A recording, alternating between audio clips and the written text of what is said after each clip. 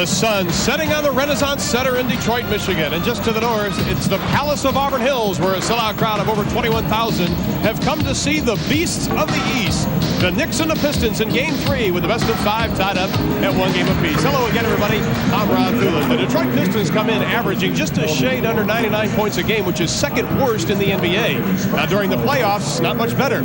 Only 82 points a contest. And joining me tonight, Doug Collins. And Doug, there are a number of reasons. Mainly, Detroit really not getting any good shots. Well, you think in scoring opportunities, and the Pistons have not been doing a job on the boards, and we get a chance to look at the statistics after the first 2 games, and you're going to see offensive rebounds are down 8 per game. Dennis Rodman, no offensive rebounds in 2 games. He averages 7 a game on the season.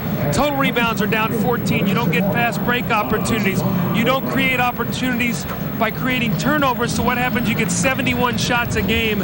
You're not going to win many basketball games like that. Well, in the Patrick Ewing era, the New York Knicks have only won 2 first-round playoff series. And if they expect to win 3, somebody other and along with Patrick Ewing has to come forward. Well, I'm sure Pat Riley would love for that to happen. The problem is gone. When Patrick Ewing has had a tough ball game, so have his counterparts. Look at the guards shooting. When Patrick Ewing shot 10 for 21 in Game 1, they scored 109 points. Look at the guards shooting, 54%. Ewing struggles in Game 2, 5 for 20. What did the guards do? They struggled 36%. They score 88 points and lose. So it's going to be important. Patrick Ewing will set the tone for this team, but the guards need to make some perimeter shots. Both coaches telling us today one of the keys obviously rebounding, but the big key for Detroit is something most people really don't think about, Doug. Right, and it's something that's major in playoff competition, and that is free throw shooting. You have 2 teams that average about 74% on the season. There's going to be a lot of free throw opportunities, I think, because I think the referees are going to be on top of this game early, knowing the emotion involved here, trying to break this 1-1 tie. Well, the Pistons have had a difficult time here in the Palace, 25-16 in the at home, and that is the worst here at the Palace in 4 years and the worst overall since 82 and 83. When we come back, we'll have the lineup and the tip with the Knicks and the Pistons next. 1,454, the 193rd consecutive sellout have come to the Palace as we look at tonight's Jeep Eagles starting lineups. The Knicks, McDaniel, Oakley, Ewing, Jackson, and Wilkins. And the key for the Pistons, Bill Laimbeer making his second start in this series. And that was a big key in Game 2. To give them more offense, they need someone else out there that can score besides the 2 guards and Orlando Woolridge. I think one thing to look for tonight, the Rodman-Oakley matchup on the boards. I sensed in warm-ups Rodman is lively tonight. Let's see if he gets to the boards early. Well, the men that have their hands full, Joe Crawford, Blaine Reichelt, and Billy Oakes. And they might play a part in this game also. Let's see what type of physical play is allowed early on. I think you're going to see some quick whistles, to be honest with you, Ron. I don't think they're going to allow a lot of hand-checking early in the game. There's a player that Pat Riley needs to get going. We have a loose ball foul, and I think it'll be on Laimbeer, and it is. His first, but still it's kind of maybe setting a tone. Gerald Wilkins popping the first shot right off the bat. Well, you can see the rebound position with Patrick Ewing against Bill Laimbeer. Bill Laimbeer must get his body on Patrick Ewing. He's bigger and quicker, so he must push him off the lane area so he cannot get those easy rebounds. Wilkins again, on top to McDaniel, who had a big Game 2. Doesn't get it. Rodman, that'll be a foul on Ewing. So we see in 2 possessions, 2 fouls. Both centers pick up a personal foul going for rebounds. That will hurt New York more, as Bill Laimbeer is a very important part, but you must have Patrick Ewing on the floor for big minutes. Well, in Game 2, Ewing missed his first 9 shots, and he picked up 2 early fouls. And he has one now. Thomas around Jackson. Has to dish it off to Woolridge. The ball tipped, and it'll belong to the Knicks. We have played just about 45 seconds. Still no score. Well, you already see guys going at it over there on the bench. Aguirre and Oakley telling Mark something about going out to supper. Darrell Walker talking to him. Now Bedford stands up, or Sellers stands up. It didn't take long. No. Charles has got that little smile on his face. I've seen that before. Yeah, that's right. McDaniel backing in Rodman. Ewing from the outside. McDaniel, not a good shot. No, there's not been a good shot taken in the game yet. Pat Riley telling his troops to hurry up and get back defensively. Woolridge, no. Oakley the board. Woolridge goes. Rodman goes hard to the floor. Here comes Wilkins. That's the best shot we've seen. Patrick Ewing with a square-up jump shot. There's a technical foul. And that'll be Dennis Rodman. I felt Dennis Rodman was lively tonight, feisty in the warm-ups. I watched him. He had a bounce in his step. He's got to be very careful, though, now with one technical, that later in the game he doesn't get into an emotional skirmish with somebody and maybe get into a double technical situation. If he does, he's gone. Well, he goes over and talks to Chuck Daly. And now he goes back to Billy Oakes, pleading his case. Let's see it again. Rodman felt like he was pushed underneath the basket. Maybe that's why he hasn't got any offensive rebounds. He's on his back. Well, Chuck Daly made a plea in the paper. He just talked about right after games 1 and 2 how, everybody's grabbing him. And a lot of people felt that Chuck Daly was planting a seed in the officials who also read the newspapers, quite frankly. And maybe he was trying to get them to be more aware of them grabbing Rodman. Well, I'm sure Chuck was doing that. He's a veteran of these playoff wars. Thomas, the bank won't go down. Oakley had it. Back to Woolridge. A great hustle by Dennis Rodman to keep the ball alive. That's the easy scores that the Pistons must get. They did not get any of those in New York, although they were able to squeeze out a win in Game 2, but they've got to get more of those kind of opportunities. Knicks by a point. In Game 1, the Knicks like Patrick Ewing on the wing. Felt he could take Laimbeer off the dribble, which he does right there. It's a good call there, Ron. Nice. Hanging around you and Hubie. Play-by-play there. You just call the action, step out, isolation, take it right to the basket. It's getting scary, Doug. Get these play-by-play guys now think they're analysts, and you can do it simulcast here by yourself. I'm interviewing for the Sacramento job, along with everybody else. Woolridge, the baseline, blocked by Ewing. That'll be a goaltender.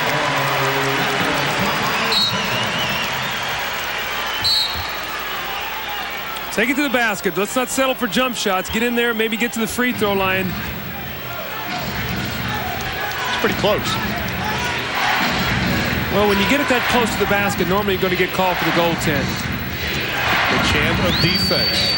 Ewing from the corner. Rodman tips it to Dumars. I think the Pistons got to look to push the action a little bit, maybe get a fast break opportunity. Rodman hammered, and here we go. Didn't take long. Ewing sticks on his hand. Laimbeer comes in. Now Ewing takes a swing at Laimbeer. Well, you can sense this happening. This is, I tell you, I knew the officials were going to be in for a night tonight. Chuck Daly pushing Joey Crawford, the official, off the side. I think he wants Oakley thrown out of the game. I think he wants a flagrant foul and an ejection. I think that's what he wants. Well, Rodman already has one technical done. Remember what I talked about? Exactly. I said, you get hung up here and you get a double technical, you're gone. That's what you got to really be careful about. Well, Joe Crawford, the veteran official, trying to take control of the situation right now, meeting with the other officials in the middle. Quickly, Pat Riley, he went right to Charles Oakley and grabbed him and said, settle down. And he took his 5 starters off to the side. I don't think anybody's going to be ejected. Well, I'm going to tell you what, the one thing you got to be very careful about is when you get guys headhunting and guys are going to the basket, that's where you can get a serious injury. New York has as big and physical front line as you'll see in the NBA. Watch Oakley now. Watch this. Here comes Rodman. Well, we have a flagrant foul on Oakley and technical on Patrick Ewing. Technical foul on Patrick Ewing. So, nothing against Detroit.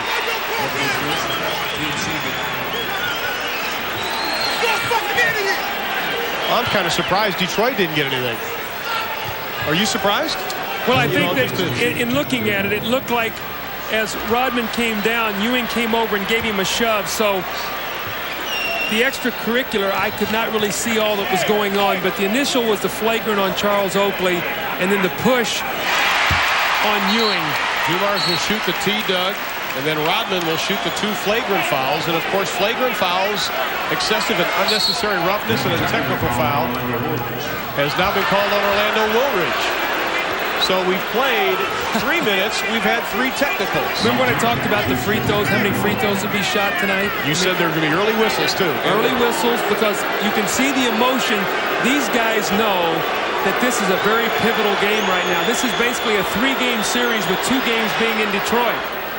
Chuck Daly flat out told us before the game, I do not want to go back to New York, period. because he knows that'll mean trouble. Chuck Daly, 9th season, 9th straight playoff appearance, 9 straight winning seasons as Rodman will shoot the flagrant. So I think that initially what Chuck Daly was so upset about, I think he wanted the flagrant foul, which can also be an ejection. I think he was really trying to get that when Oakley took the shot at Rodman. When you looked at it, it was a very tough foul, but I don't think in this situation it warranted the ejection. Well, we have a lot of action, not much time off the clock. We've played 3 minutes. I've played 3 minutes. People got their money's worth. 7-6, Pistons by 1. We might get to that Seattle Golden State game at halftime, joined in progress. That's exactly right. Cleveland scored, New Jersey wins. We go to Newark to see the Nets in Cleveland. Cleveland wins to Seattle for us. Eddie Johnson will have highlights of that game coming up on Prudential. Thomas from outside, nothing but net. See, the Pistons really thrive in this kind of environment. They have now gotten excited, and I think the one thing that Chuck Daly was worried about was the intensity at home. He's not have to worry about that now. Gerald Wilkins had second thoughts about coming in the lane when he saw Lane Beard. It ends up with a Woolridge layup. Pat Riley might have to take a timeout or a 20 here. His team is getting a little bit disorganized. Quick shot by Oakley. Detroit on a 6-0 run. Patrick Ewing with Bill Lane Beard on his back. Nice follow-up there by Patrick Ewing, but you could sense New York had got caught up in the excitement. A couple bad shots, did not get back on the transition defense.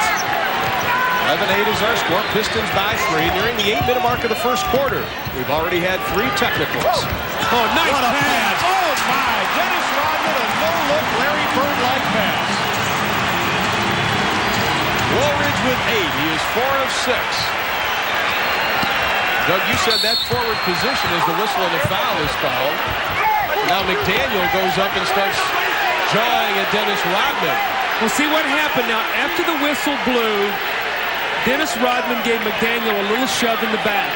Now, Rodman has to be very, very careful. If the official sees that, that's his second technical foul. He has got to channel this emotion. He could be thrown out. Now, somebody else got a technical. McDaniel. Now, watch the little shove afterwards. The whistle's been called, and he does a little shove right there afterwards that McDaniel took umbrage to, and now he comes back, and he gets a technical foul. This is making it easy on my scorebook. This game is getting quite technical. Well, I know one thing, Ron. If I'm out there on the floor, I want to be the best free throw shooter. I might shoot 10 tees tonight. I might get double figures shooting technicals. Pat Riley visibly upset. But when it comes down, when the emotion leaves, the bottom line is one of these two teams must execute. Absolutely. Right now, you're seeing all that we thought we were going to see, probably a little bit more. We're more likely to see an execution more than executing. Inside, Oakley doesn't get it. Snared by Rodman. Rodman coming off a very bad game on the boards. Lane Beard, that'll be way short. Oakley tips it out of bounds. Pistons have it. Rodman only 4 rebounds in game 1. And in the 2 games, it was the first time in 92 he did not have consecutive double-figure rebounding games. No offensive rebounds in game 2. Good move, Dumars. Woolridge not a jump shooter. So he wants to take it to the basket. You've got to make him shoot jump shots. Close out on him and take away that big looping drive to the middle. You'll live with his outside jump shot. 14-8, Pistons by 6, nearing the 7-minute mark in the first quarter. Shot clock inside of 10. Nice pass. Patrick Ewing saw the double team, the rejection by Woolridge. Out of bounds, and it'll be the Knicks ball. We've got a timeout. You don't want to turn your dial on this one. 6:53 left in the first. Pistons by 6. Well, not exactly the Cincinnati Kid, but the ace in the hole right now. Joe Dumars, a couple of technical foul shots made, and the Pistons have a 6-point advantage. You see the time left in the first. Well, I think one of the things we talk about as the guards go, Dumars and Thomas, so go the Pistons. Look at this in game 1, 16 points on 7 for 20 shooting. They come back 36 points, 48% shooting. They win game 2. Joe Dumars, 21 points in the second half after pitching a shutout. So, then you see Patrick Ewing, what he's done here in the first quarter. The rest of the team 0 for 7. And the fireworks are already in full force. Lambier steals the inbounds pass. That is the third turnover of the ball game for the Knicks.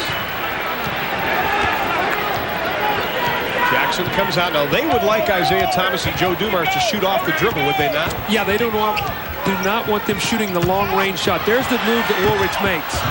The big looping drive into the middle, but they want the Pistons guard to put it on the floor. They are great long-range shooters. Their mid-range shooting has not been that good this season. Daniel, the high arcer over Dennis Rodman. His first 2 of the ball game. McDaniel with 24 points to go along with 10 rebounds in game 2.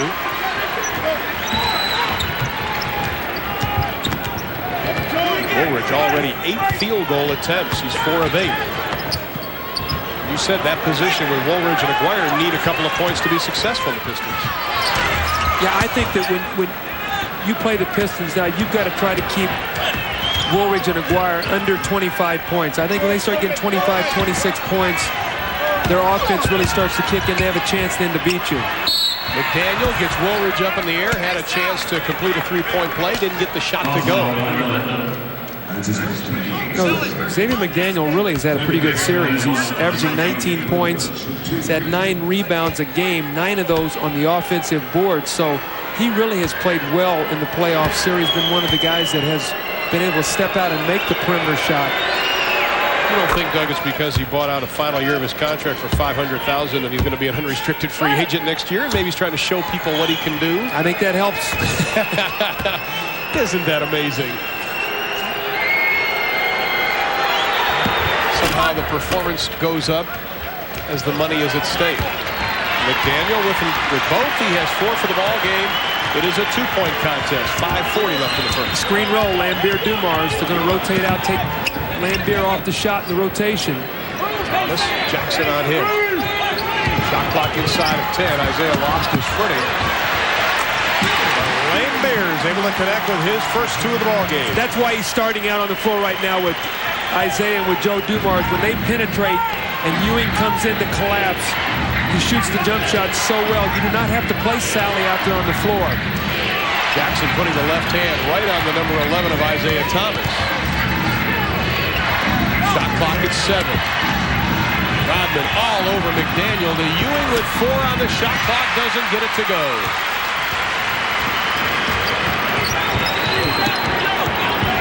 Good crossover dribble by Thomas to Rodman. And the Knicks turn it over.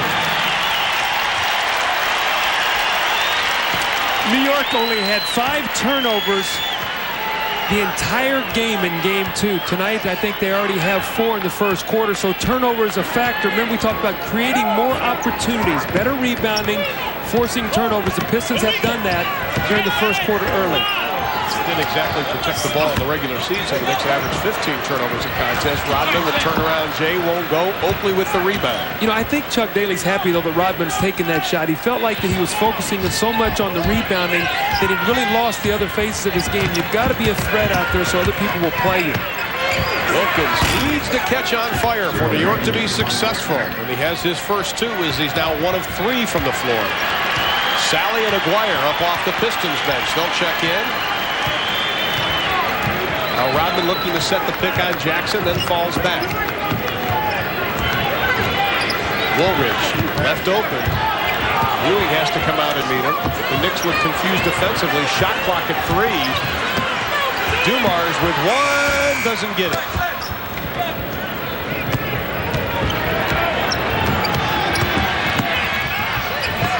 Ewing from deep in the corner, way short.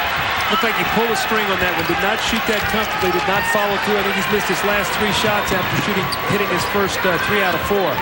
Rodman with 4 boards. Thomas doing a little showboating out front. Lambier doesn't get it. Ewing pulls it away from Woolridge. That is 5th rebound for Patrick Ewing.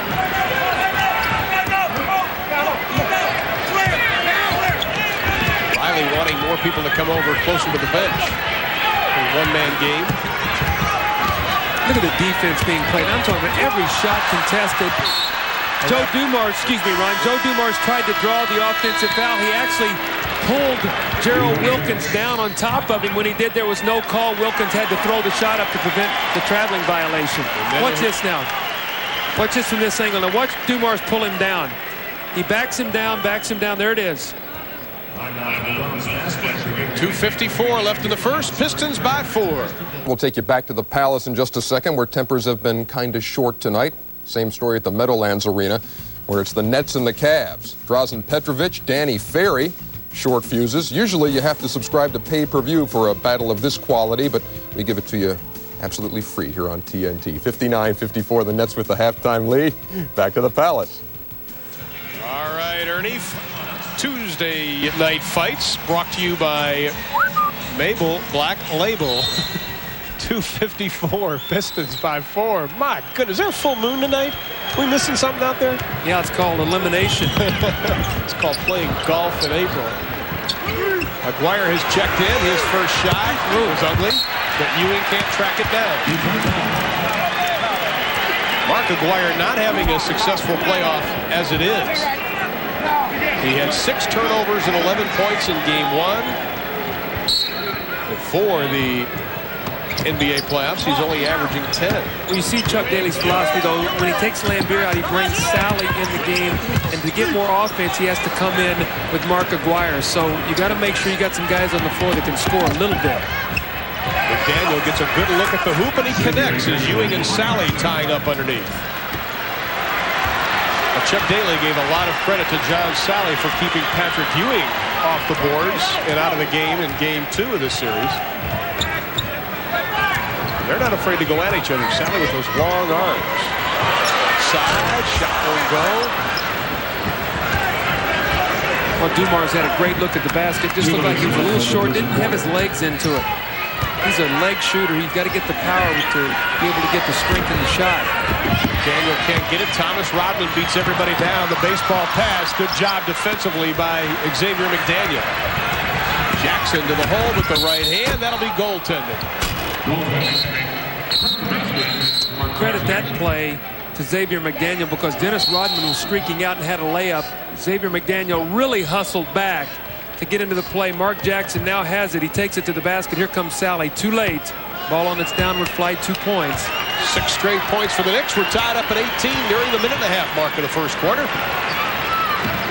Anthony Mason, John Starks, and Greg Anthony set to check in for Detroit. Darrell Walker for New York, and Darrell Walker for Detroit. You see how McDaniel's up on Dumars, really trying to get him to put it on the floor so he can get help. Sally with 3 on the shot clock, doesn't get it to go. He goes hard. Loose ball foul. That'll be against New York. I think they're going to call it on Charles Oakley. Very fortunate that it was not on Patrick Ewing. He was in the vicinity also. But in the last possession, if you saw, Joe Dumars got a switch off with Xavier McDaniel. Xavier McDaniel backed off Sunday, and he hit a 3-pointer. And that time, he was way up close on him. Put it on the floor, make him try to get help from your big people. Rodman shooting outside. Now it is Anthony. McDaniel, the scorer on this team now, Starks and Ewing. Inside the beast, Anthony Mason with a little finger roll as Sally runs into Rodman. Almost took Dennis's head off, and this is the Knicks lead at 2018 as they have scored 8 straight points. Our second lead change in the ballgame. See, Detroit goes through these offensive droughts. That's why their defense has to be so strong and just go through periods where they just cannot score. Puts an awful lot of pressure on that defense. Mark McGuire, the high archer that is very familiar to Dallas Maverick fans. That was one of his trademarks when he played in Dallas. See if they try to go for a quick shot here to trade 2 for 1. That's the time remaining in the first quarter, lower right-hand portion. Good ball moved by walked. Big step. Wow, he got away with one there. And McDaniel fights for it. Second time's a charm. And Xavier McDaniel with 8 in the quarter. Detroit, the last shot.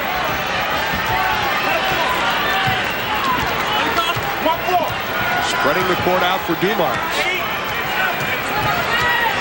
Rodman can make a 3-point shot. If they say again, he's made 32 on the season. Oh, look at this shot. That prayer won't be answered, and that's the way we'll end the first quarter. 4 technical fouls, a couple of mini brawls, and that's where we'll go to the second quarter with the Knicks leading by 2, 22-20.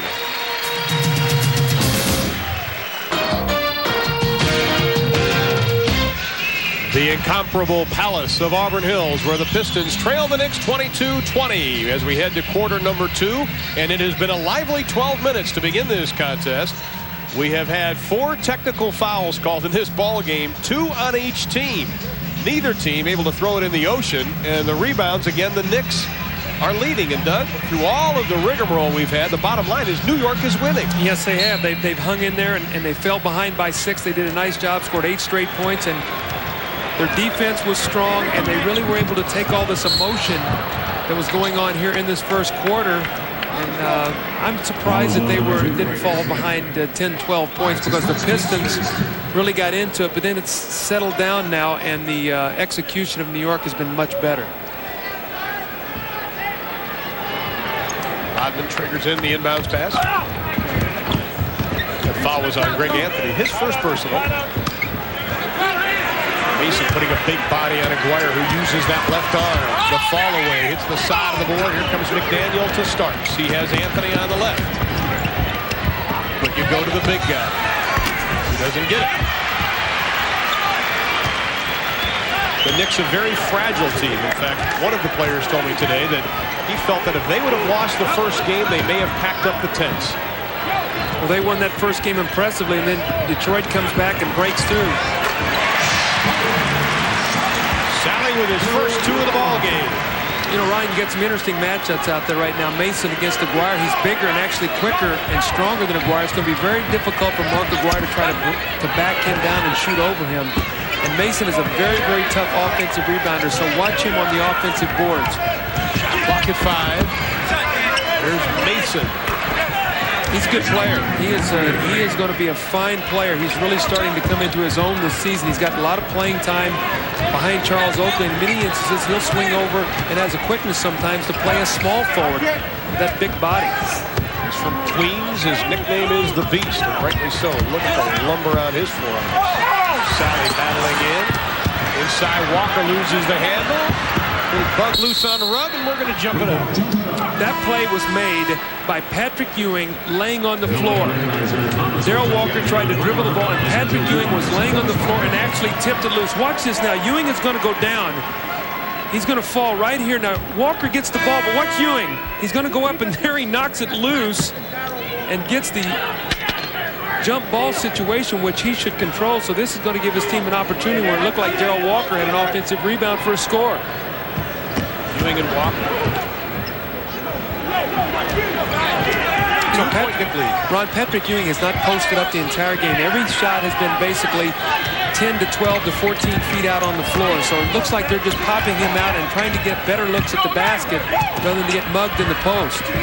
Clock at 7. There's that same shot. Aguirre the outlet to Walker. Thomas coming right down the middle, and Darrell will wisely hold it up.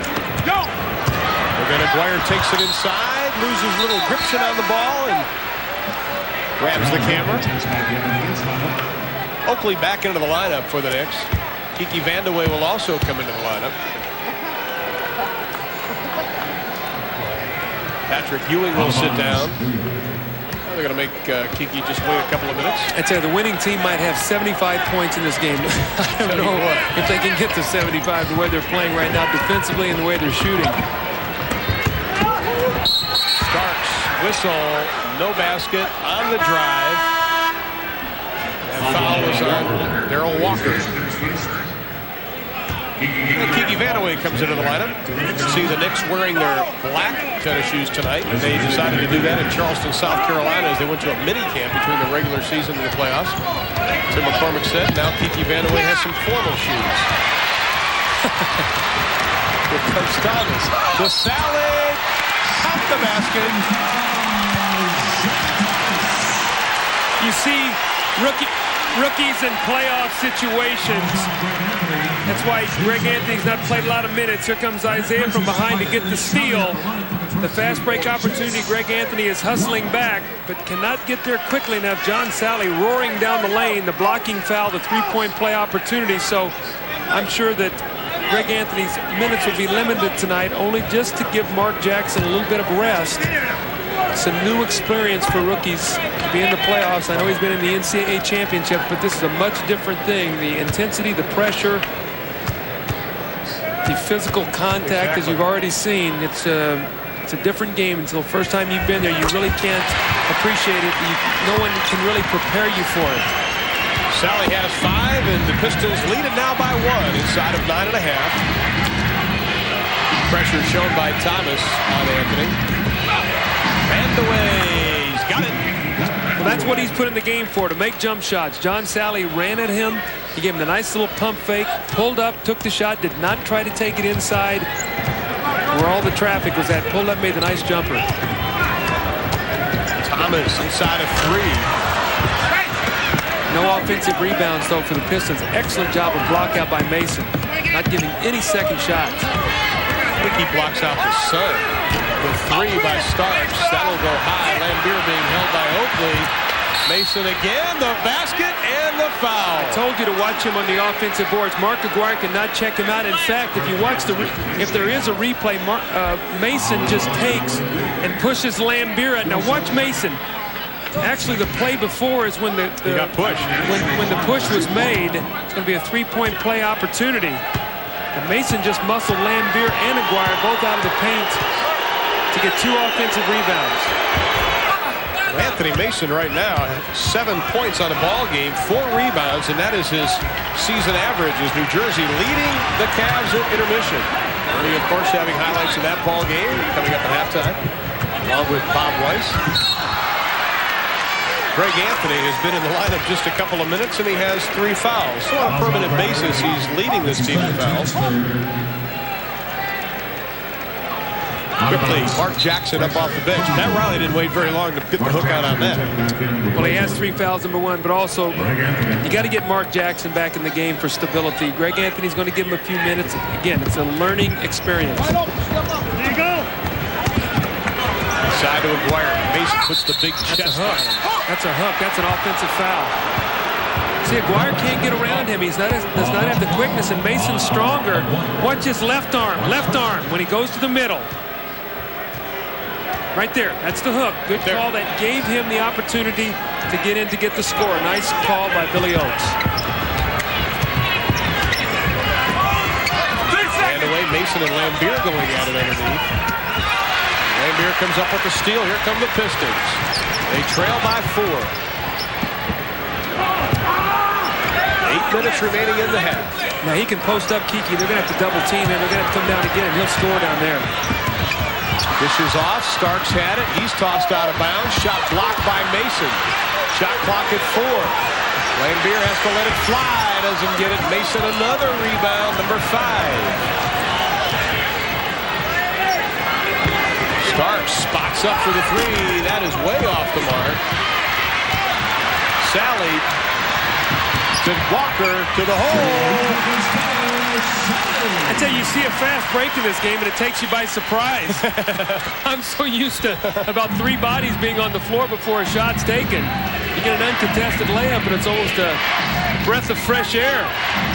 Well, New York with 4 fast break points. Detroit 5.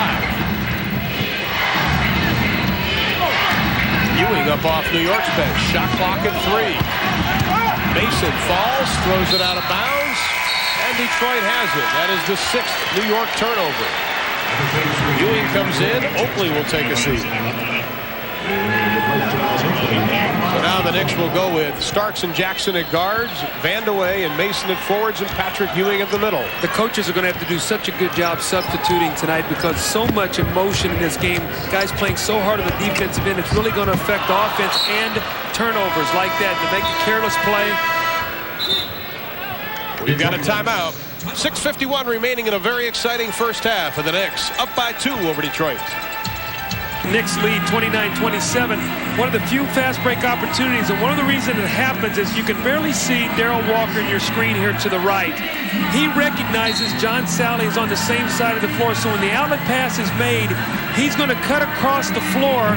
Isaiah then will be able to throw ahead, and you're going to see this. He cuts across, and now on the pass, if we hold it right there, now you've got a guy here, and this man is trying to play 2, which he cannot do. You get the easy pass for the score.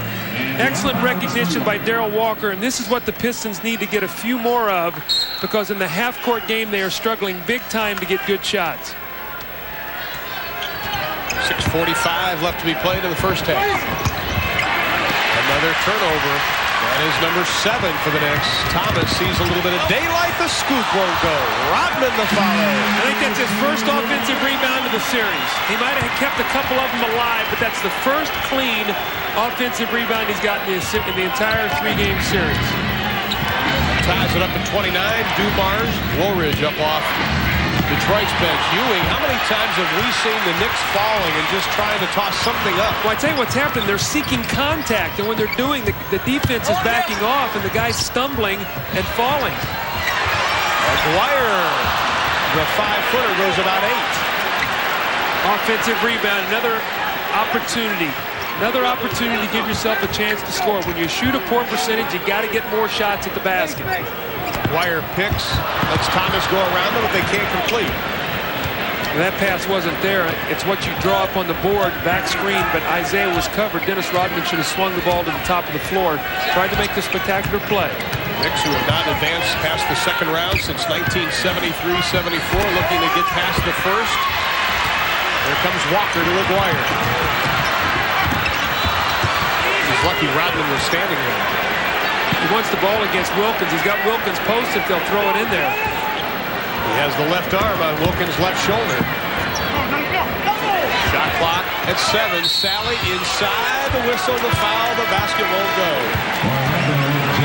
Woolridge and Dumars in for the Pistons. McDaniel for New York. And at the conclusion of tonight's game, Doug and I will be selecting our Budweiser player of the game. Well, that last possession was very good recognition. Patrick Ewing came over to help Gerald Wilkins when McGuire had him posted. McGuire pumped the ball back out, and when he did, Wilkins went over to guard Sally. They found Sally, so they ended up finding the mismatch on the second pass. That was good recognition as Ewing came over to give the double team. Sally 1 of 2 from the line. He has 5 points for the ball game. Sally, the 6th-year pro out of Georgia Tech, was the 11th round pick in the first round, 11th pick in the first round back in '86. Sally starting 38 games this year for Detroit. Started game 1 of this playoff series, then was replaced by Bill Laimbeer for game 2 and tonight's game, as Doug mentioned, for scoring purposes. Chuck Daly says he has accepted that role.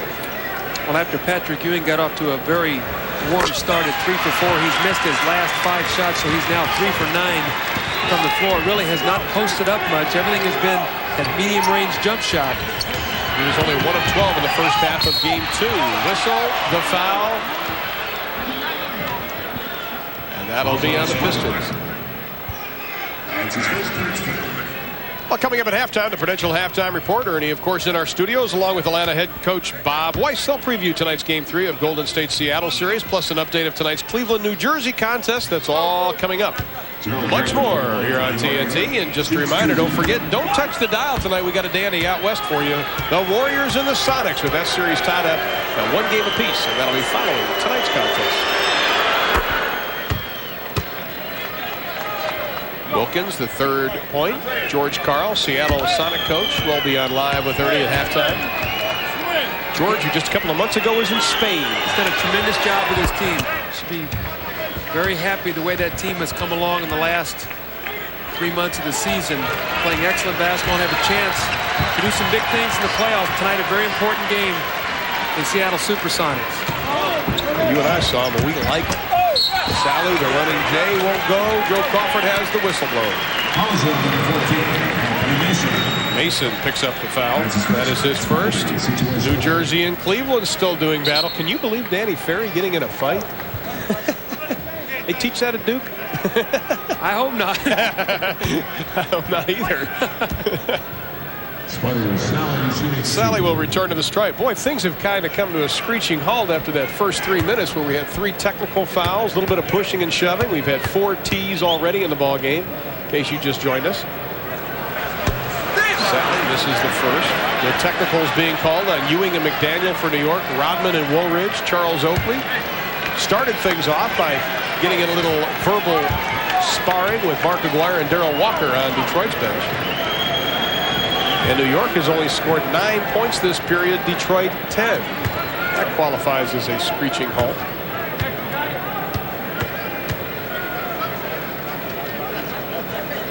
crowd has even settled back. After that first 3 minutes, if they would have kept that pace, we wouldn't have been able to stand it, stood it, or whatever. Same thing. Tied at 31.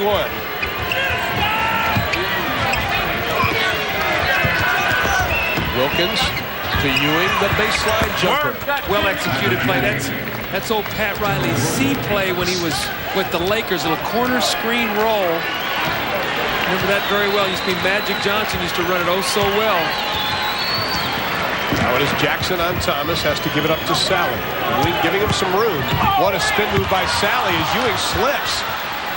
Well, he's lucky he didn't hurt his leg. Keep an eye on Patrick. He gets up slowly. He's okay. Mason had the bunny shot. It won't go. Well, you can't miss those. In this kind of game, you don't get enough of those. You've got to convert on those easy scores. He's talking to himself. Woolridge, the big step blocked into the hands of Sally.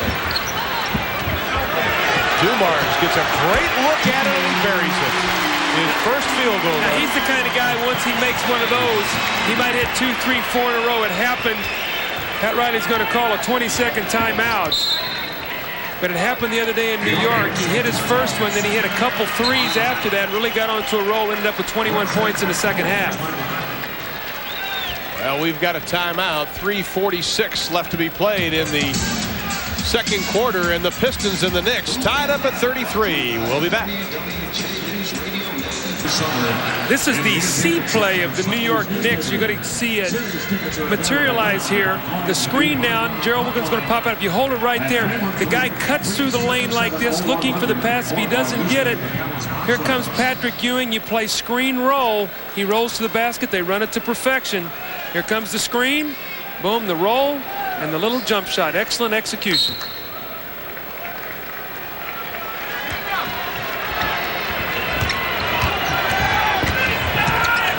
Wilkins backing in Dumars, loses the handle, but he does draw the foul. That'll be on Dumars, his first personal foul.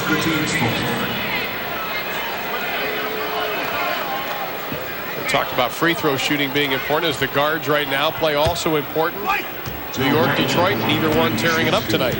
Free throws, the Knicks are 7 of 7, the Pistons 7 of 9. And Wilkins 2 of 2.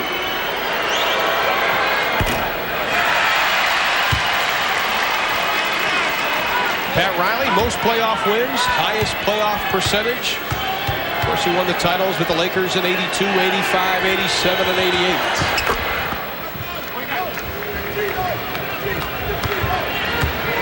The Pistons this time going to run a high screen roll with Woolridge and Isaiah. Let's see if they make an adjustment. We've got Dumars over on the other side of the floor. Normally, he plays on the right side. They do this so if he kicks, and he's got the jump shot, they will not leave Dumars. As a result, Woolridge can take the ball all the way to the basket. Little adjustment there by the Pistons. Xavier McDaniel, who had 8 first quarter points, gets his first 2 of the second quarter. And the Pistons trailing in by 1, nearing the 3-minute mark of the second quarter. Going to go back to the same play. See, that's normally where Dumars is right there. They made the adjustment, forced it to Rodman, but he hits the shot. That is our 10th lead change of the ball game as Dennis Rodman now with 8 for the ball game. 2:54 left for Chuck Daly and company in the first half.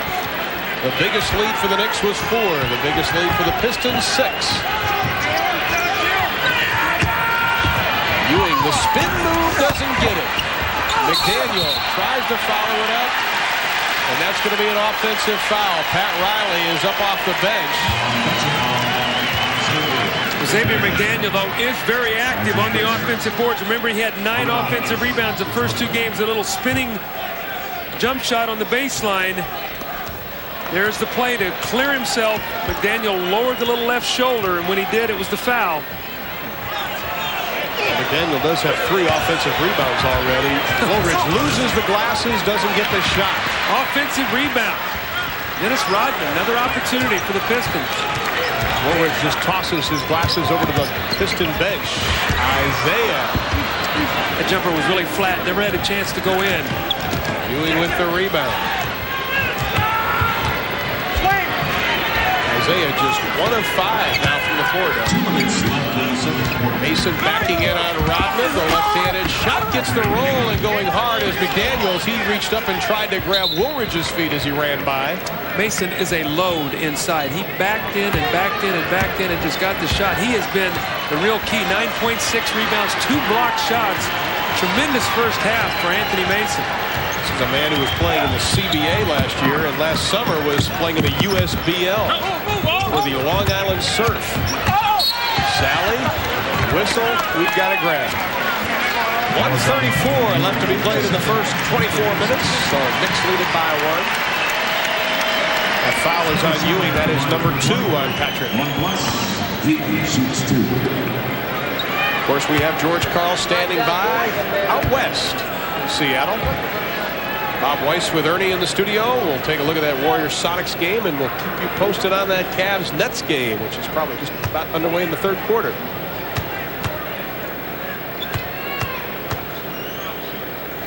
See if Pat Riley takes out Patrick Ewing. Patrick has 2 fouls. Let's see if he gets him out so he doesn't get his third.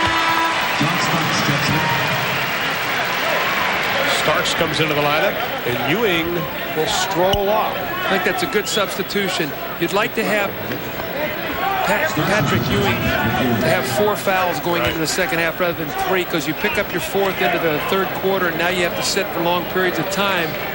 Got a minute 34 here. The game is tied, so if they can stay right where they are, he would be very happy with that going into halftime. Our 6th tie of the game. Sally will try to make it the 12th lead change, and he does just that. Sally now 5 of 7 from the stripe. The Pistons lead it by 1 inside of a minute and a half from the Palace of Auburn Hills. Wilkins, Woolridge all over him. The Big O goes down. Starks to Jackson to Wilkins. Good ball movement. Excellent defense by the Pistons rotating around, but Sally can't hold on to it. That was tremendous. That was a tremendous defensive sequence, because any penetrating dribble, there was help and recovery. The lane was closed. Tremendous defense in that sequence by Chuck Daly and his Detroit Pistons. Wilkins 1 of 5 shooting.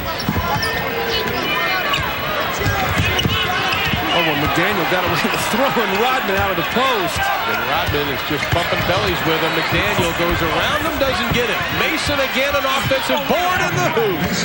Man, oh man, he is tough inside. 11 for the Beast. 7 rebounds. He is 6'7", 250 pounds out of Tennessee State. A third-round pick back in '88 by Portland. Clearing out for Dumars. There it is. The upper rolls around. See, he hit that other shot. Dumars one of these guys. He's a rhythm, streaky shooter. He makes 1 or 2, then he really gets onto a roll. He loves to take shots, and big shots, as we saw the other day. New York Hurries, they'll get a 2 for 1. McDaniel hangs up in the air. Rodman had a hand in his face. Isaiah Thomas grabbed the arm of Xavier McDaniel, but it went right into Jackson's hands, and the Knicks have a shot at the last bucket of the ball game. Screen roll. And McDaniel's going to come over and set a screen on Isaiah.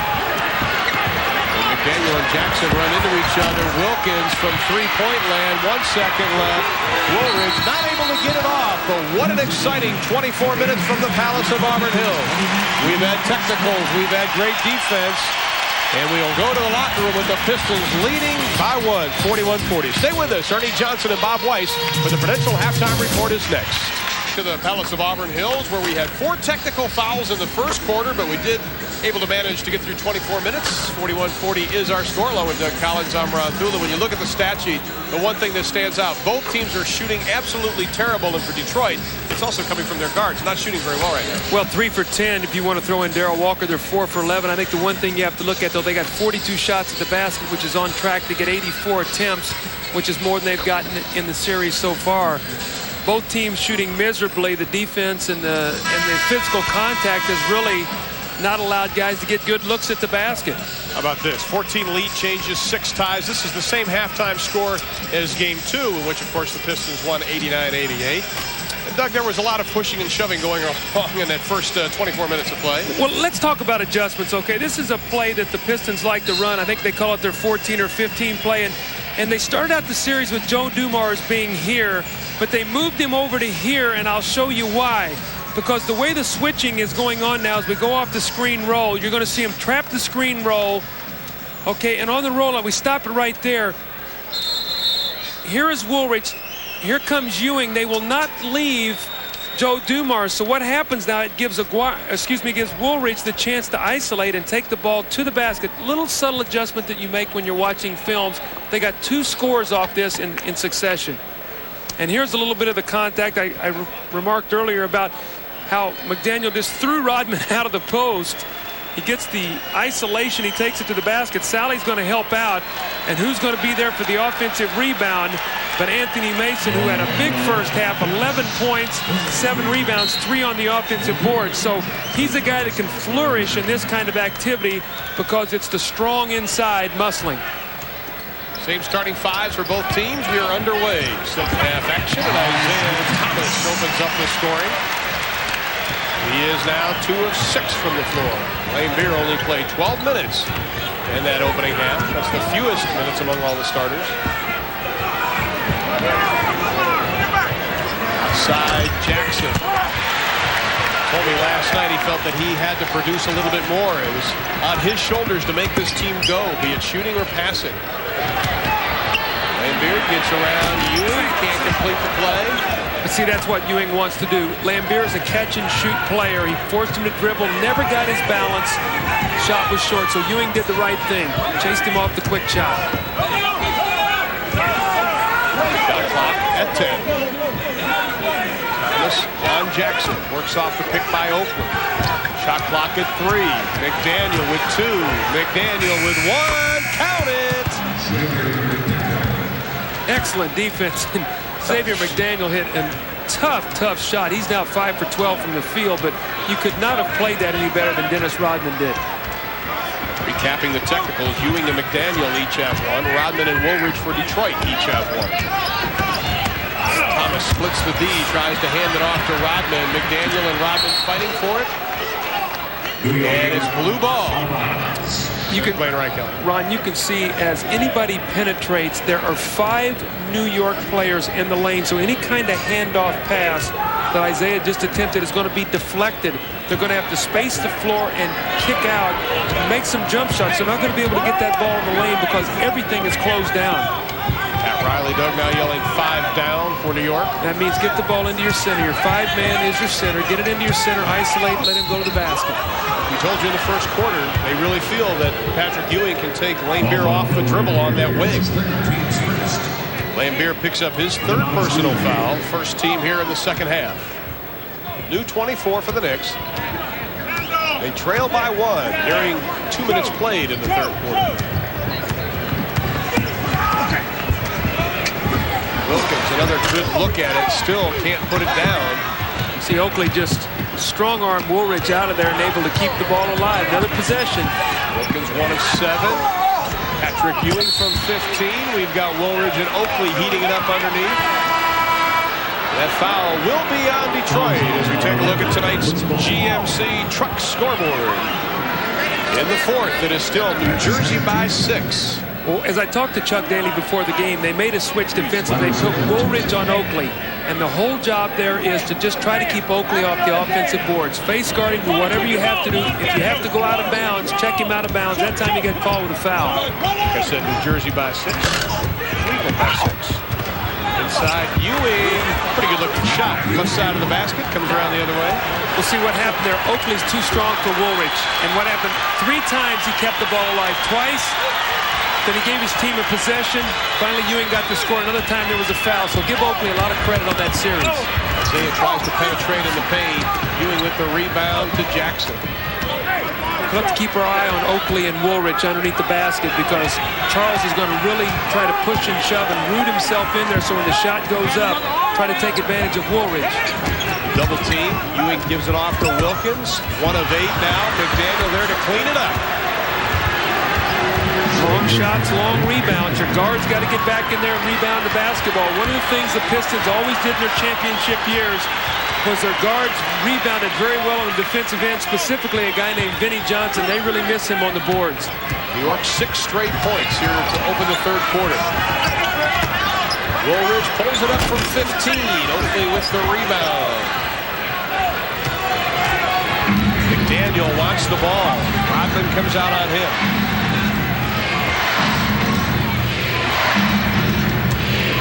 Jackson splits the defense. Doesn't get it. Oakley, great position inside, but he saves it right into the hands of John Sally. To Ewing. Dunkin' Donut time. And that's a 20-second timeout by Chuck Daly, as he has only scored 2 points in the first 3 minutes and 45 seconds of the quarter, and he finds himself down by 5, and that's the biggest lead for the Knicks.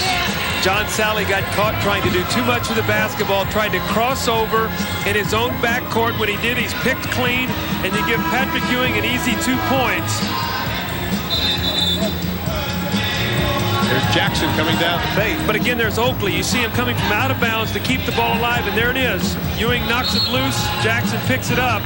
He's going to spot Patrick Ewing, and when you got a big guy struggling with his scoring, you don't want to give him these kind of opportunities. You got to keep him shooting jump shots. There you see the graphic. The last 2:36, the Pistons have not scored. 8-zip. And the rebounds, the Knicks again controlling the board. Sally emphatically misses the slam. Here comes McDaniel. Jackson decides to take it all the way using the right hand. Danger time right now for the Pistons. They've got to be very, very careful. Remember, they're a team that can't score many points. They're down 7. They got down 12 in New York in Game 2, and they were able to rally back behind the shooting of Dumars and Isaiah Thomas. But the problem is they don't have the offense to rally back too often. That's why I said it's danger zone. You start getting down double figures, you get yourself in big trouble in an 85-point game. Right. Now Lane Beer wants to get back into the lineup, get some offense for Detroit. Woolridge pull up over McDaniel, doesn't go. Ewing almost tipped it in. Thomas doesn't get it. Oakley another rebound and a loose ball foul. And now the Knicks bench beginning to show a little emotion as John Starks up waving the towel. See, the one thing about New York is they are a physically strong team. You've got Charles Oakley underneath the basket. Watch Oak. You got Charles Oakley, you've got Ewing, you got McDaniel, and you come in with Mason. That's some big, strong guys, and right now they're winning this skirmish. Jackson's pass partially tipped, picked off by Dumars. 7:20 left to be played in the third. Joe Dumars has got to be freed up for that jump shot. He only got 5 shots at the basket in the first half. He's got to get a 15, 16 shots. After Ewing rotates over on Lane Beer, Rodman's shot won't go as McDaniel gets a body on him. And that foul will be Xavier McDaniel, his second. Team's first here in the third quarter.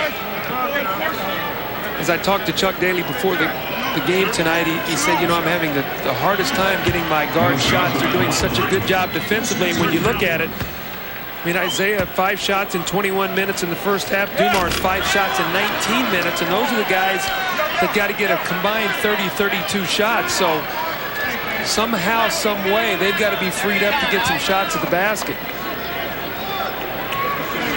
We see Dennis Rodman, leading rebounder in the NBA, the highest average in over 20 years.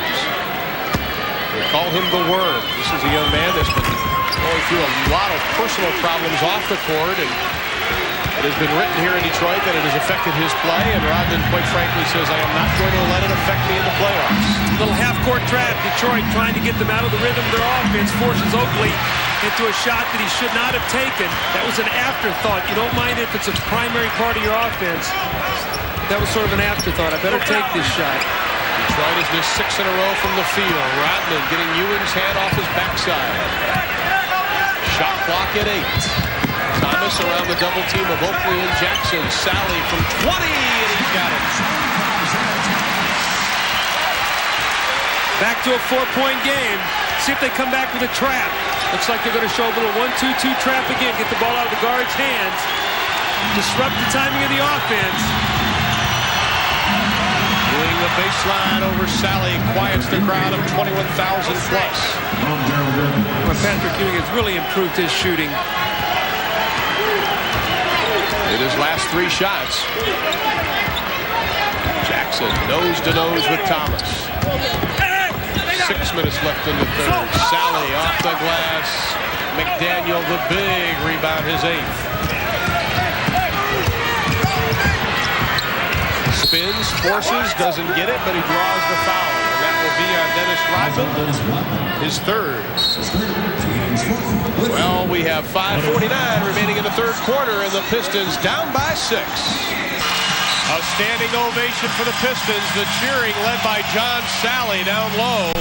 They trail by 6 with 5:49 left. Sonics and Warriors, of course, coming up next here on TNT. Doug, one of the stories is the play of the guards.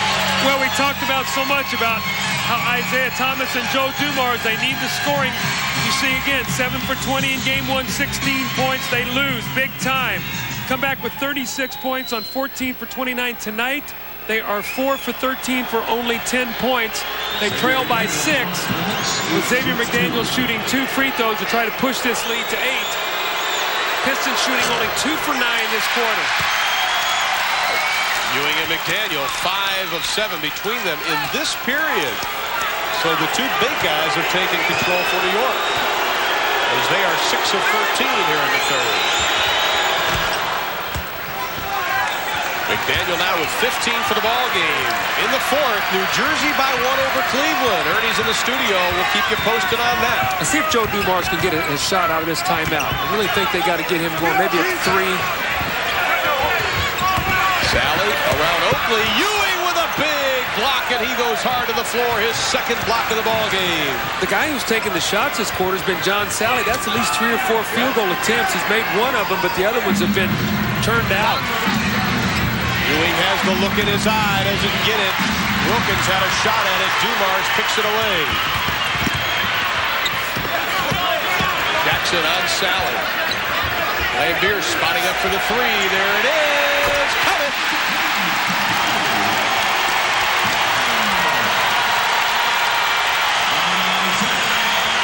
That was big. They needed that.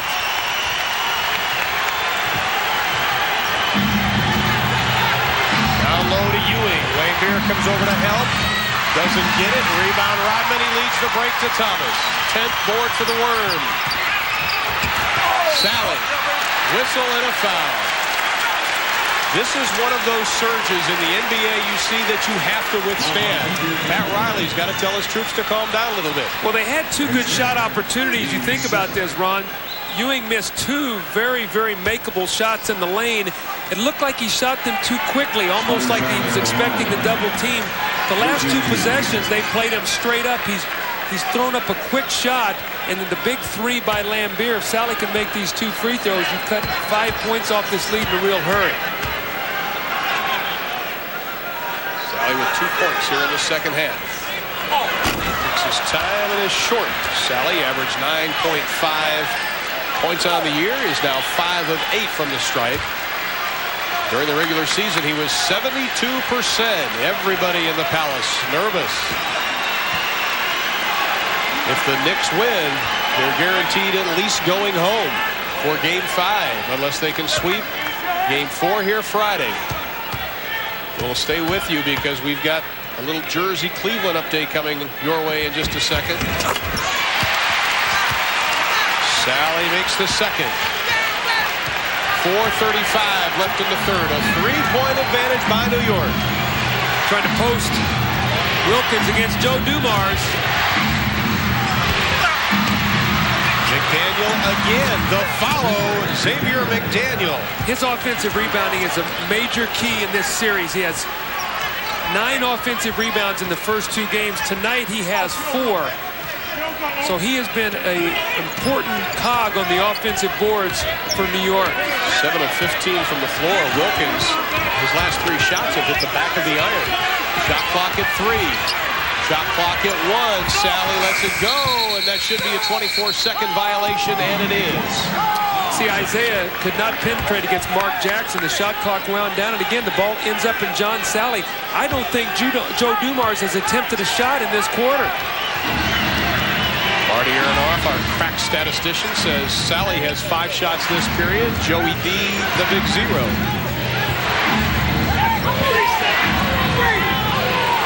Now Ewing, the double team by Thomas. They kick it out to Jackson. Shot clock now at 4. Jackson finds a little daylight over Lambeer. What a big shot by Mark Jackson. Mark Jackson makes that little floating shot very well. He gets in the lane. It's a little leaning floater from about 7 feet. He shoots that as well as anybody in the NBA. Back to a 7-point advantage, the largest of the game. The three on the way won't go. Rodman get Oakley and McDaniel out of the way to get the rebound. His 11th. That was Dumar's first shot of the quarter, and that was a quick one. He really didn't get a good look. Let's see if they go back to him. They're not doing a good job screening. Gerald Wilkins doing an excellent job trailing him. Joe Dumar's going to have to set him up a little bit better so he can get screened. Shot clock at 5. Boy, again, the shot clock winding down. Shot clock at 1, Doug. Dumars lets it go, and it hits the front of the rim just in time. Boy, the defense of New York, tremendous. Dumars only 7 shots for the ball game, and Pat Riley wants a timeout. 2:42 remaining in the third, and the Knicks lead the Pistons by 7. Now let's go to Atlanta with Ernie Johnson to find out how the Cavs and the Nets are doing. EJ? Thank you very much, Ron Thulin. At the Meadowlands Arena, the Nets have come back. They've got the lead 107-103, just over a minute to go. The Cavs with the ball. Spencer Ross and Bill Raftery with bonus coverage. With a steal. Nets have the ball. Petro got to slow it. There's no rush. Control, time, move, Holland for it. Knocked away. Well, it was a good thought because Kerr was taking Coleman off the switch. He did not fake it. Price for 3. Coleman goes high. What a rebound. The long arm of the law. Did he want it? And they should keep it away from Dudley. And the foul goes against Price. Mookie will go to the line to shoot 2.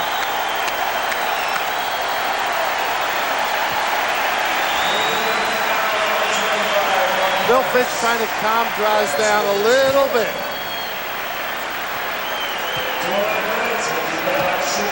A 25-11 run for the Nets. Mookie misses the free throw. Now that shot of Coleman was because of the rebound.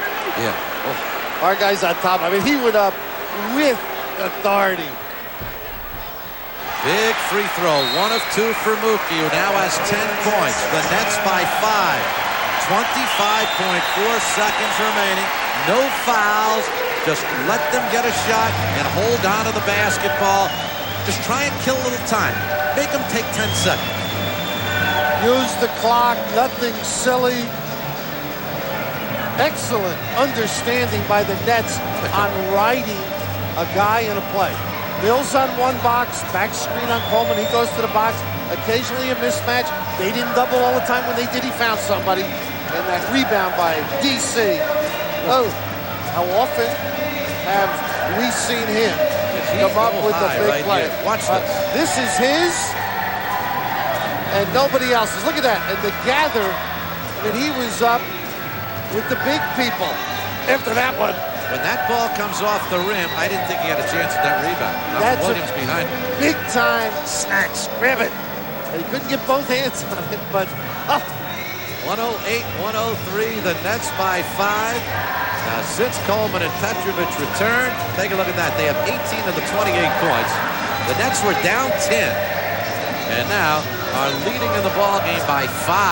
Whoa, what a run. There's your timeout situation. Cavs with a full, the Nets with 3 full. And if the Nets can hold on here, we're going to be back on Thursday night for game number 4. And again, you just need one to make you believe you can. Everything is a step forward. And this is, you know that they can get, this is a situation where you're going to look for the threes, but also their penetration and the kickback. You can't rush the offense. It's got to be pace, get the ball, and make sure when you get to the free throw line, you nail them. That's the key. That's what wins these games. But pay attention to the three-point shooters. Price, Kerr, Furry in the game, he can shoot them too. Ferry will inbound. 25.4 seconds remaining. 108-103, Nets by 5. And make them use a little bit of time if possible. Let's do it out of bounds. Williams. Don't foul. On the follow, Ferry has it. Price. Kerr. That's for 3. Off the rim and out. 10 seconds remaining. And a foul on Dudley with 9.5 seconds remaining. Oh, Stevie Kerr's shot. It's sweeter. So close. Somebody put the ash can cover on top of the rim. Or shook it. Dudley has fouled out. What an effort by Chris Dudley tonight. The 2 steals, the block, the basket. He gave the Nets the lead for the first time. Well, the center spot has been a problem. Yep. They haven't been getting the numbers. Collectively, Sam and Dudley stepped up, particularly the first quarter with Bowie defensively on Doherty and this last set. By the Yelly. Push off, got away. Price for 3. Let's go for the rebound. Petro has it. Petro's fouled with 2.7 seconds remaining. A 4-point net lead. Well, and right here, you could just about rack it up and count it up. So the New Jersey Nets clinging to a 108-104 lead with just a couple of ticks remaining at the Meadowlands Arena. New Jersey not ready for the season to end quite yet. Cleveland with a 2-0 lead as the series went to Game 3 tonight. We'll be back with more after this.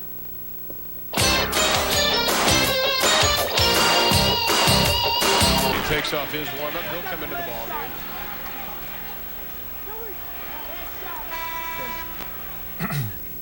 Here we are back in our Atlanta studio. We'll take you back to the Palace for more action in just a second. Ernie Johnson along with Bob Weiss, and it's a final from the Meadowlands Arena. The New Jersey Nets still alive, 109-104 the final. What got into those guys? They're down by about 10, Bob Weiss, and they come back and win that thing to keep the series going. It was a replay of their season.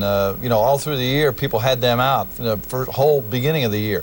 They were out of this game. It's a team that doesn't quit. They keep coming back at you, and tonight they came back and won. And Drazen Petrovic, a very emotional guy, and you know when he gets on a roll, he can be dangerous. He is very difficult to stop. He comes off of screens and he gets the ball off so quickly, just touches it for a second and it's gone, and very difficult to defend. Got some key buckets from him. Chris Morris with a big game tonight, so the New Jersey Nets are still alive, and they will play the Cleveland Cavaliers Thursday night. You'll see that game here on TNT, Game 4 of that series. We'll take you back to the Palace of Auburn Hills for more of the Knicks and the Pistons after we take this time out. There you see our score. The Knicks leading the Pistons 61-59. When we left you, the Knicks were on their way to a 9-point advantage, but things quickly turned around late in the third quarter, Doug. Well, a 9-2 spurt. Joe Dumars, a 3-point play, 2 free throws later, and then the big shot by Mark Aguirre at the end of the quarter. I told you 75 points might win this game. They might not score 14 in this quarter. Exactly right. Let's take a look at our game summary. The rebounds, the Knicks all over the Pistons again. The field goal percentage. Ugh, that could be ugly with a capital U. McDaniel, however, hot, 19-10. We've had 4 technical fouls all coming in the first quarter. Now, here's the shot that ended the quarter by Aguirre. It was a 2, not a 3. And Aguirre, who's had Anthony Mason in his back pocket all night, finally got one off. But Aguirre on the evening, only 4 points. 2 in the first quarter, 2 in the third. I think the Pistons are going to have to find a way to get Joe Dumars really involved offensively. I know Chuck Daly's tried everything he can, but they're going to have to screen better for him to give him some time. They really need his offense. The 5 points that he got in succession really ignited this crowd and his team. Joe Dumars had 5 in that quarter. Sally had 5. Isaiah Thomas only 2 in the quarter as Kiki Vandeweghe gets the starting nod for Pat Riley and company to begin the 4th and final 12 from the Palace of Auburn Hills. Ewing the jump. Sally got a piece of his arm. That was a good call. It was a little late, but Blaine Reichelt was right on that. John Sally hit him on the elbow as he came across the lane. But Patrick Ewing is posted on this block on this side of the floor. He loves to come into the lane. He loves to turn to his right shoulder and shoot that jump shot. I think you've got to try to spin him back. If you're not going to double team him, you've got to keep him out of the lane. He's missed about 2 or 3 shots he'd normally make inside.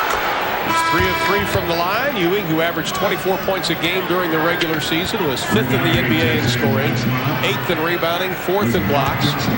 Anthony comes back into the lineup, picked up 3 quick fouls. Jackson sits down.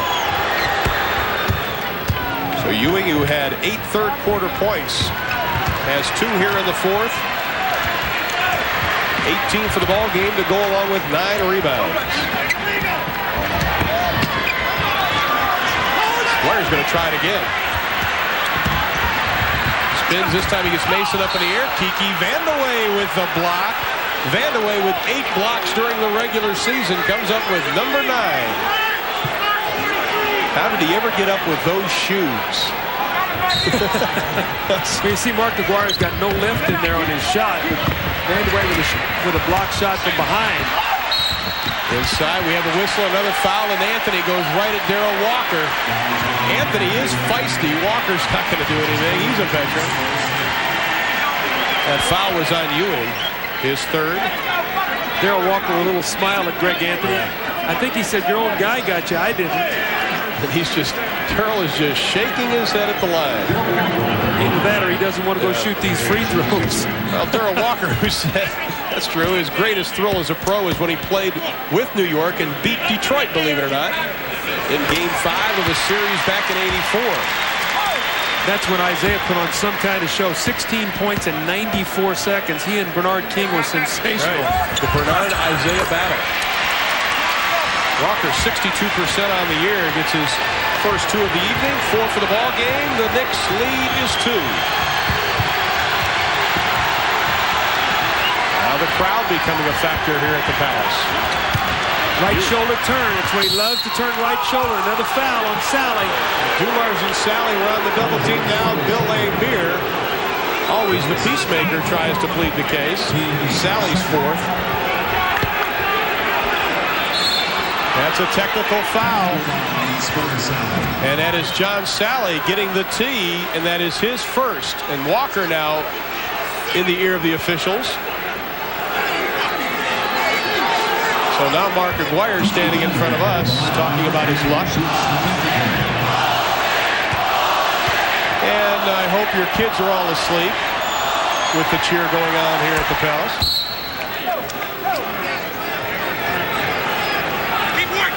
So we'll add to our list of technicals, Sally. Rodman, Woolridge, and Sally for Detroit. They lead in technicals 3-2. Ewing and McDaniel for New York. Let's keep track of how many field goals are made in this quarter, because I think both teams realize what a critical game this is to break through to get a 2-1 lead. New York obviously wants to seize the home court back, and Detroit wants to put themselves in a position to be able to close this out in Game 4 here at home. But as it gets more intense and more aggressive, there's going to be less field goals scored and more free throws. And it's one of the things we talked about, free throws, as we started this ball game and how important they're going to be. The Knicks, not a good free throw shooting team on the season, 73% tonight, 16 for 18, 89%. How can there be less field goals than we've already had, Doug? Well, I'm telling you, did you see that shot? That's how. Exactly right. That's why you're sitting here, because players took shots like that. 10:40 left to be played in the ball game. 5-point Knick lead. They've led by as many as 9. The biggest Piston lead was 6. 15 lead changes 6 times. Starks well off the mark. Never got his shoulder square. Caught it. Never got himself turned to get a good look at the basket. Dumars can take Vandeweghe. They better come give him some help. Anthony's not sure where he's supposed to go defensively. Well, they're going to post Sally. And John Sally's shoulders immediately stooped when he missed that. He knew how bad it was. Vandeweghe rolls it around. Going to get a timeout. Chuck Daly's got to talk to his team here.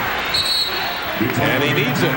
It is a 7-point lead for the Knicks. We have an even 10 minutes remaining to be played. The Knicks have scored 5 straight points. We'll be back to the Palace in a moment. Dutch boy in the paint. Rebounds all New York. Starting front court, the Knicks. Controlling both points and boards. Well, you would expect that with Patrick Ewing, but Xavier McDaniel really has given them a big night tonight. Detroit again struggling to score points, only 61 points. 19 points for Xavier McDaniel. Sally remains in the ballgame. Walker and Dumars are at guard, but Joe Dumars 5 in the third quarter, but he only has 11 for the ballgame. They're going to that matchup again with Aguirre against Mason. Mason has had the best of that tonight. Nice pass, though, by Aguirre, finding John Sally, who's the guy who's getting all the shots, 5 for 15. So John Sally is very aggressive offensively tonight. Has not shot it well, but is looking to try to score. Now Sally puts a hand up on Ewing as Starks dances with Walker out front. Shot clock at 6. Ewing dips the shoulder. Lambier keeps Mason off the board. 6th rebound for Lambier. Don't forget, we've got the Sonics and the Warriors next on TNT. McDaniel will come back to the lineup. Dumars for 2, doesn't get it. Walker with the board. Pistons have it. Darrell Walker is very important as an offensive rebounder. He does a great job as a guard getting inside. And Greg Anthony and John Starks have to make sure they do not let him sneak in there and get some easy baskets. Now, the Knicks have their best defensive backcourt on the floor right now. They have Anthony playing Isaiah Thomas, and they have Starks against Joe Dumars. The Pistons are counting. They're going to go 3 guards right now, leaving Darrell Walker on the floor to play against Xavier McDaniel.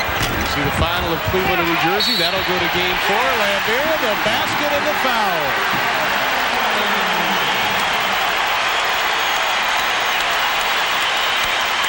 That foul was on John Starks, his 2nd personal foul. You talk about Walker. How about 6 rebounds, 4 offensively? Here's Lambier again. Create more opportunities. That's the name of the game when you don't shoot well. Bill Lambier, not known for his offensive rebounding, gets the opportunity for a 3-point play. He's an excellent free throw shooter at almost 90%. Lambier's first offensive rebound of the game. But interestingly enough, in 2,234 minutes this year, Bill Lambier has shot only 75 free throws, which tells you he plays out on the perimeter on the offense, pops out and shoots jump shot, does not get around the basket offensively, although he does do a good job defensively and rebounding. It's a 10-year low for a season average as Lambier checked in at 9.7. 8:40 left in the ball game. 2-point Knick lead. Anthony left open, doesn't get it. Mason, what a job on the offensive boards. Tied up by Joe Dumars. And there'll be a foul. It'll be interesting to see how long Greg Anthony stays in the game. They're going to leave him for that open jump shot.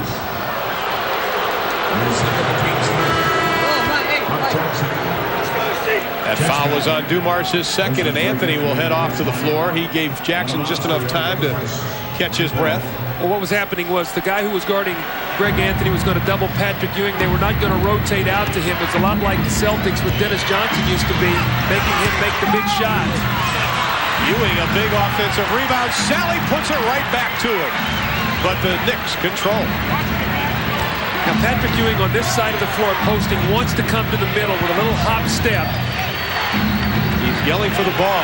Mark Jackson didn't even look to him. Starks isn't looking. He's going to pull the trigger and doesn't get it. He hasn't been close. He has not been close tonight. He's got an 0 for going, 0 for 5. Better get up on Dumars. He'll shoot it. Sally did a nice job on Ewing. Starks cuts off the baseline, the double team. To Walker from 18. Doesn't get it. The tip by John Sally. I give Sally a lot of credit. He has not made the shots, but he has been the one guy who has been so aggressive to try to make things happen. We are tied. This is exciting. Stay with us for Game 3. Immediately following our contest, we have the Sonics and the Warriors. That series tied up. And then immediately following that, it'll be Inside the NBA with Fred Hickman. Mike Glenn Stinger will be on hand, and then highlights and also an interview of Byron Scott of the Lakers. All this and more following tonight's Warriors-Sonics game. And we'd like to remind you, we've got another doubleheader coming your way Thursday with the win by New Jersey. Doug and I will head to the Meadowlands for Game 1, New Jersey and Cleveland. Game 2 will be the Sonics and the Warriors. That coming your way Thursday on TNT. Watch the matchup now. McDaniel against Darrell Walker. Walker punches him loose from behind. Here comes Isaiah. Grabbed by Jackson. No basket. It was on the drive. New York is going to try to take advantage of Darrell Walker as a guard playing against Xavier McDaniel. Excellent job by Darrell Walker that time defensively. He punches the ball loose from behind. McDaniel gets good position, but he squares him up, and when he puts it on the floor, the punch loose from behind. So we'll have to watch that matchup, Walker against McDaniel. Vlade Divac comes from behind. Detroit's last lead was in 43-42, the first minute of the third quarter. Dumars tries to give him the advantage. The guy makes big shots. Big shots. You have two guys out there that make big shots. That was Thomas and Dumars. That was a 2. from behind. And he ties Patrick Ewing up. Darrell Walker, what an emotional lift. That's why Chuck Daly loves this guy. Walker, the 9th-year pro out of Arkansas. Look at him come from behind, and watch the effort here by Darrell Walker. He is not going to be denied. Tremendous play. Walker, who played 74 games this year for the Pistons, averaged 5.2, started to come out shooting late in the season. Pistons on a 9-0 run. And speaking of Arkansas, Todd Day and Lee Mayberry, former Razorbacks, watching tonight's game. Future NBAers. Walker gets the tip. Over Ewing. Here we go, folks. Hold on to the seats. See, Darrell Walker's going to handle the basketball. It's going to free Isaiah and Joe Dumars to come off screens for shots. 3-guard offense. Dumars to Lambeer for 3.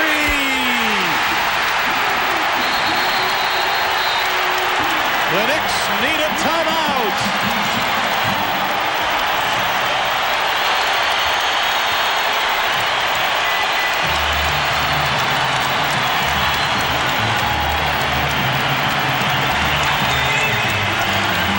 A 20-second timeout by the Knicks as the Pistons have put together a 12-0 run to go up by 5. Bill Lambeer, what a shot, Doug. Darrell Walker got it all started, though, with his defense and the emotion. He got this crowd into a frenzy. Dumars hits a big jump shot.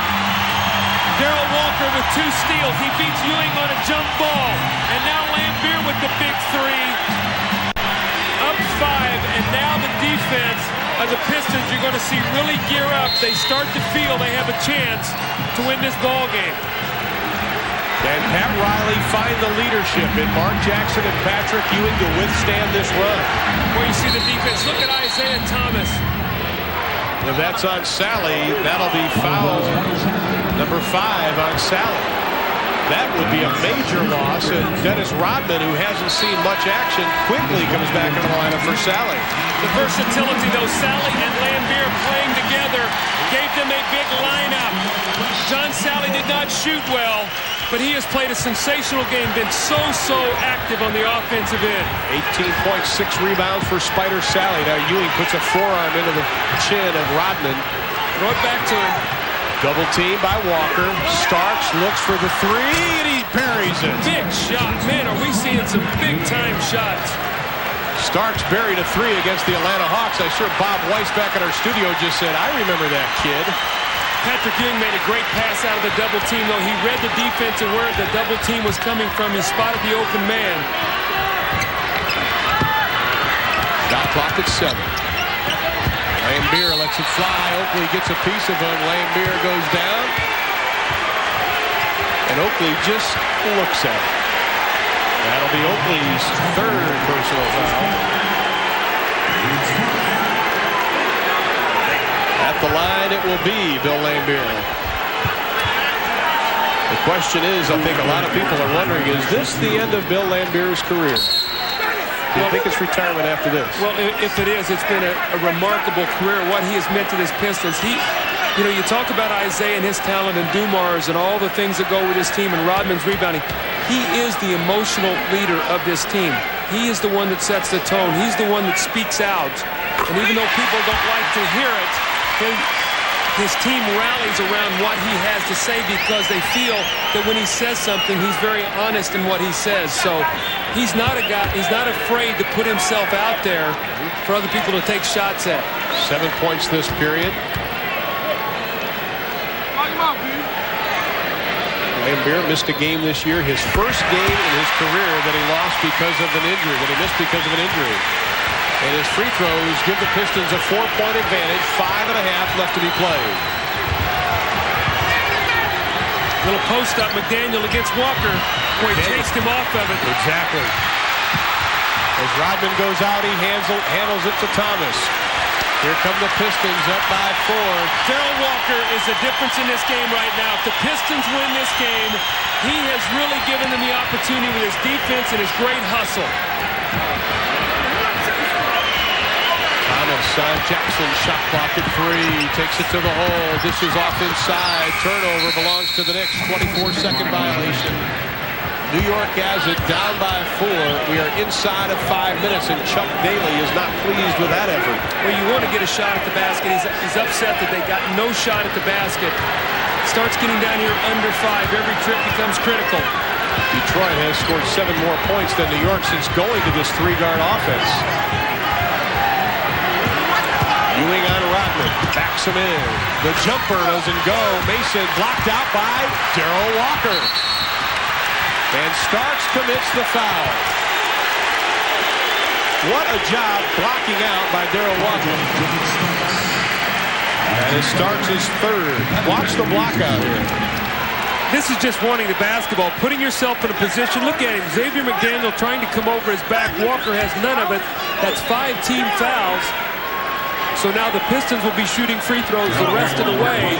4 team fouls on the Pistons, so they will also be in the penalty. So both teams shooting the rest of the way. And again, we've got to emphasize free throw shooting and how critical it could be in the last 4.5 minutes.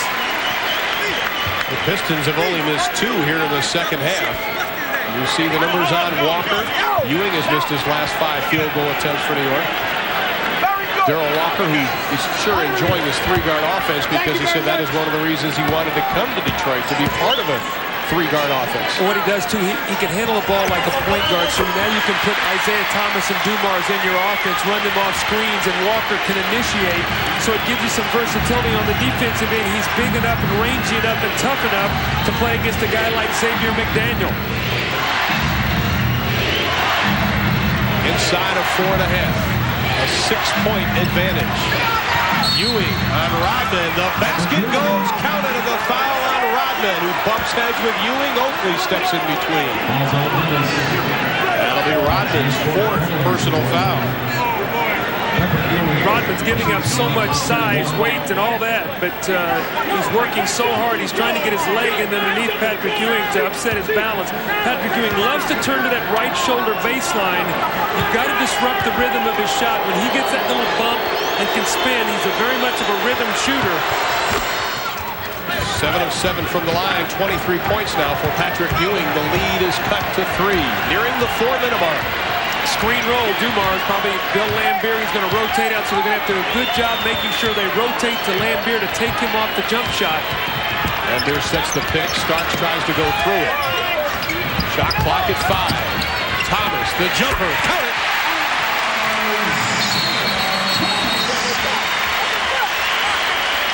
Pat Riley wants to play a game warning against Detroit. Pat Riley was up yelling. That is their first delay of game. Isaiah now 3 of 9 from the floor. Checks in with 6 points, and it is a 5-point Piston advantage. Going back to Ewing against Rodman. Rodman, the 2-time Defensive Player of the Year, and Ewing puts it right in the hole.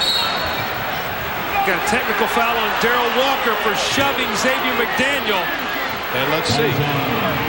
That'll be our 4th technical foul for Detroit as they lead the Knicks now 4-2.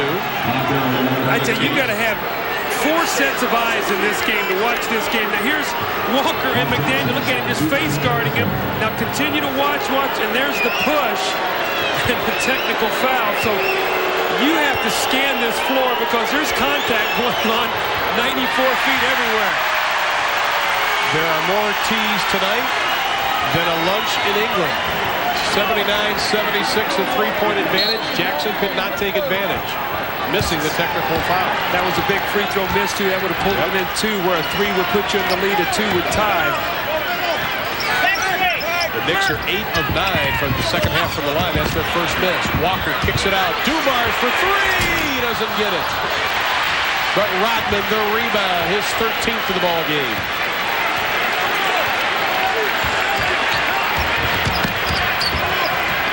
Lambier for 3, doesn't get it. Tipped up by Walker to Rodman. Dumars, the touch to Thomas. What hustle by the Pistons. And they get a standing O for it. This is why you play for the home court advantage. These kind of hustle plays are made on your home court with a crowd behind you and you're exhausted. They give you the opportunity, give you the energy to make these kind of plays. Good no call by Blaine Reichel. 3 on the way, hits the front of the rim. McDaniel finally tracks it down for the Knicks. 11 rebounds for Xavier McDaniel. It's only a 3-point ball game, though, Doug. Well, the Pistons burn a minute in that possession, though. They've had so many opportunities. Walker trying to overplay McDaniel. Shot clock inside of 10. He wants to come middle. Jackson for the three. Doesn't get it short. Everybody boxing out Oakley. The ball belongs to Detroit. Ron, in that sequence, there was so much body contact, no one could jump. Everybody was holding each other, and nobody left their tiptoes. The ball hit and went off someone's leg. There was no one that could even leave the floor. Talked about the home court advantage. This is the first time since '86 Detroit didn't open the playoffs at home.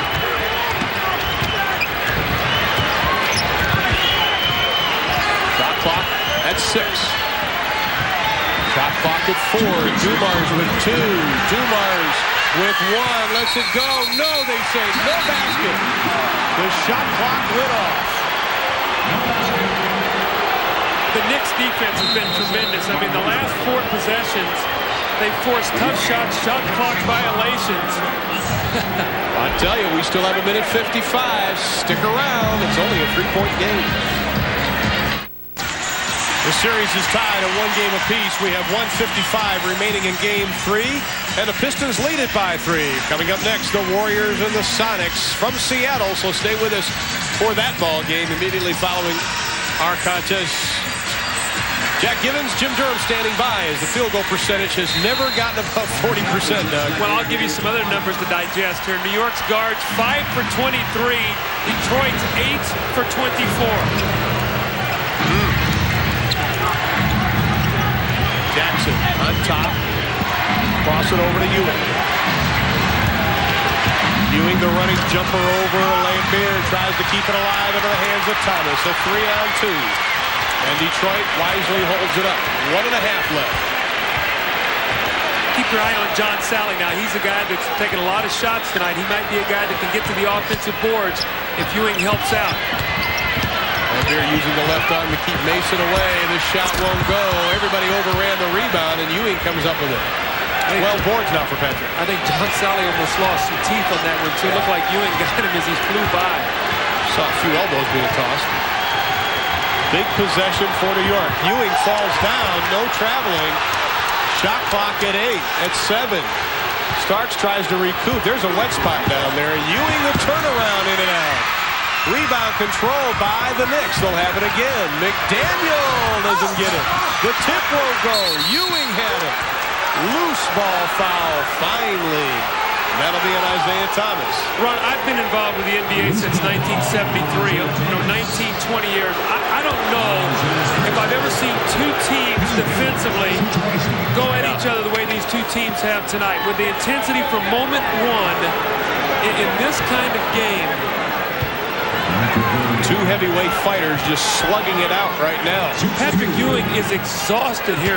Look at his jersey. I mean, it's completely drenched right now. If he makes both these free throws, I'd say he's exhausted. He is 7 of 8 from the line. The Piston bench, Lance Blanks, Mark Aguirre, Darrell Walker, all up. 44 seconds left. The fans behind.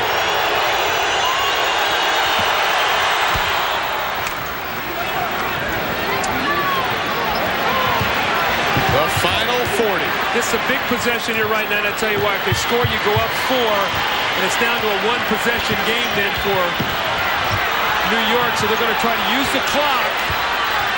If the Knicks can stop them, they get a chance to tie. Dumars takes him off the dribble. He is fouled on the play. Ewing goes down. Dumars stays down, and you can see the exhaustion.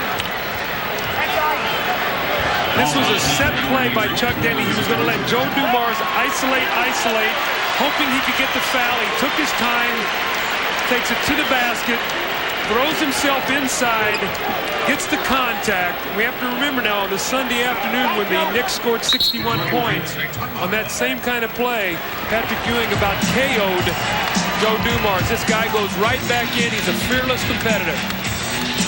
27.5 left, a 2-point game when we come back. In the first of two tonight on TNT, the Pistons lead the Knicks by 2, 27.5 left. Joe Dumars will be at the line to shoot a pair. How about the story of Patrick Ewing and the rest of the Knicks? Well, we talked about before the game, when Ewing shot well, the guard shot well. 10 for 21 in game 1, 109 points. The guard shoots 54%. In game 2, he's 5 for 20. Tonight, he's 9 for 24. You see the jumper does not go there, but he's 9 for 24, and the guards are 5 for 24. So where he needs them to pick them up, they have not been able to do that. So when he has struggled, so have they. It's been the story of the series. Well, both teams shooting 36%, and in the 4 quarters, they've each shot over 40% once.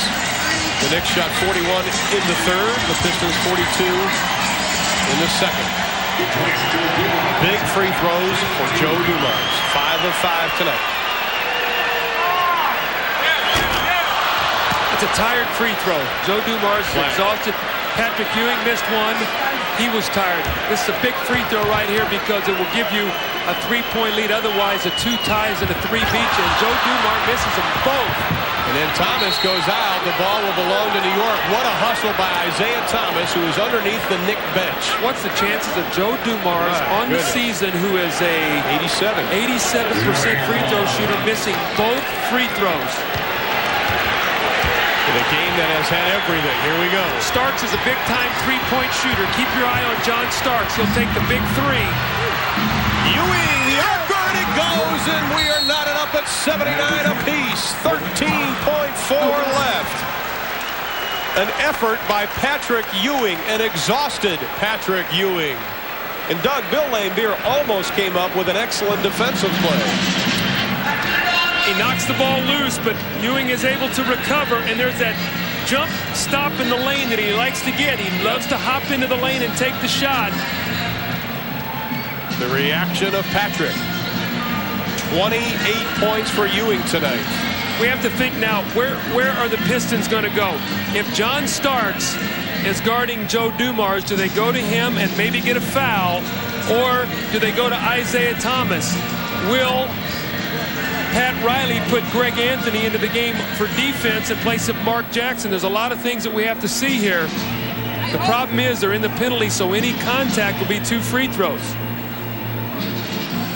13.4, tied at 79. We have had 5 technicals, 6 technicals called in this game. 9 ties, 16 lead changes, and the Warriors and the Sonics are ready to rumble in Seattle. Coming up next with Jim Durham and Jack Gibbons. Stay with us for that ball game. Aguirre. Oakley. Rodman. Well, New York has 2 timeouts, Detroit 1, so if Detroit, the first thing they must do is get the basketball in, and if they can't get the ball in, they have a chance to call timeout. They'd like to get the last shot, and if possible, taking it enough time maybe to give themselves an offensive rebound. The one thing you do not want to do is commit a foul coming in for the rebound. I very seldom have ever seen that call made at the end of a game, but the one thing you don't want to do is go flying over someone's back. Let's watch the matchups. You've got Dumars and Starks. I think they'll go to Isaiah Thomas against Mark Jackson. Starks, the best defensive guard out there playing against Joe Dumars. Thomas hit the game winner with 7.6 in game 2. We're going to watch it with you, my friends.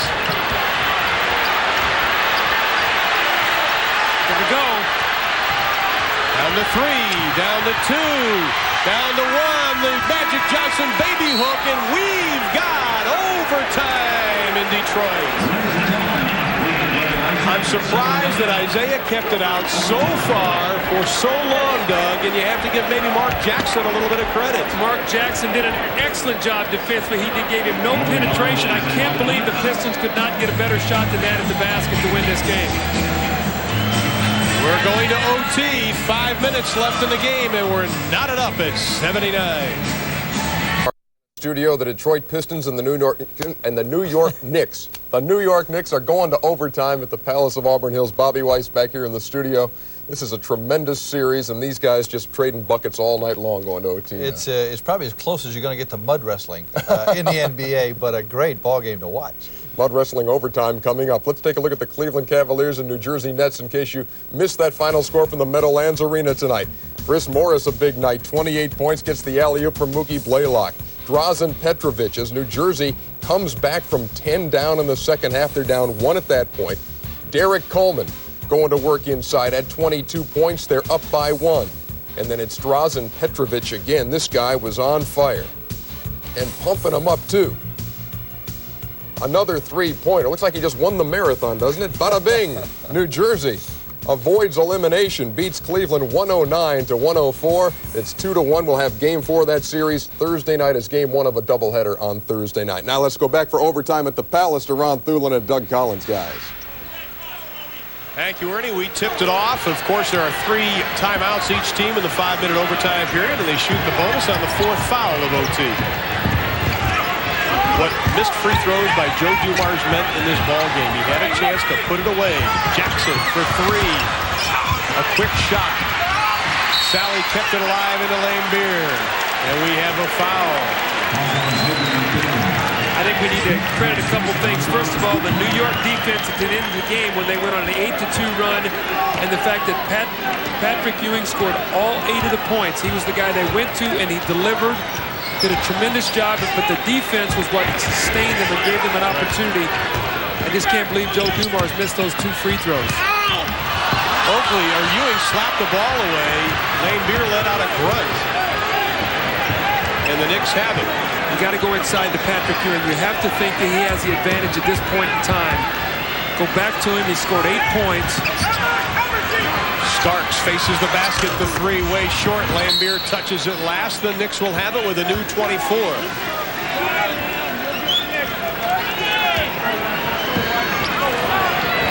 The Knicks led by 2 after 1, trailed by 1 at half. By 2 at the end of 3, and we are knotted at 79. Lambeer laying on Patrick Ewing. Shot clock inside of 10. Jackson to Starks. He's going to try the 3 again, and this time he drains it. He's a big-time three-point shooter. I've seen him 3 times this year make threes, either win the game or send it into overtime. He is not afraid to take that shot. 35% on the year. He has 2 this evening. Thomas, good look inside to Dennis Rodman. Everybody thought Zeke was going to shoot it. Thomas, 9 assists to go along with his 6 points in the ball game. Detroit wanted to force the guards of New York to shoot, but this time as Xavier McDaniel takes back over where he left off. He now has 21 for the ball game.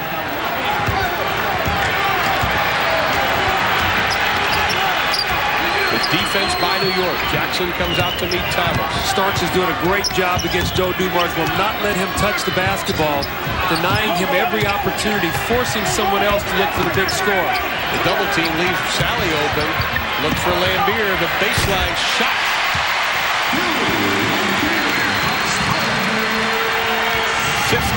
For Lambeer. The Knick lead is 1 inside of 2.5.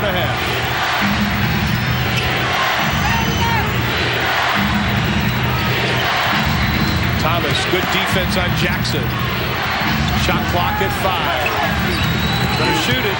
Shot clock at 3. Here comes Ewing. Count the basket and the foul. And Oakley does a little bit of dance. Patrick Ewing too quick for Lambeer. Isolated on the wing. He takes it right to the middle. No one gives help. No one comes down to seal off this drive. Isaiah is slow getting down there. Lambeer with the reach. This could be a major three-point play.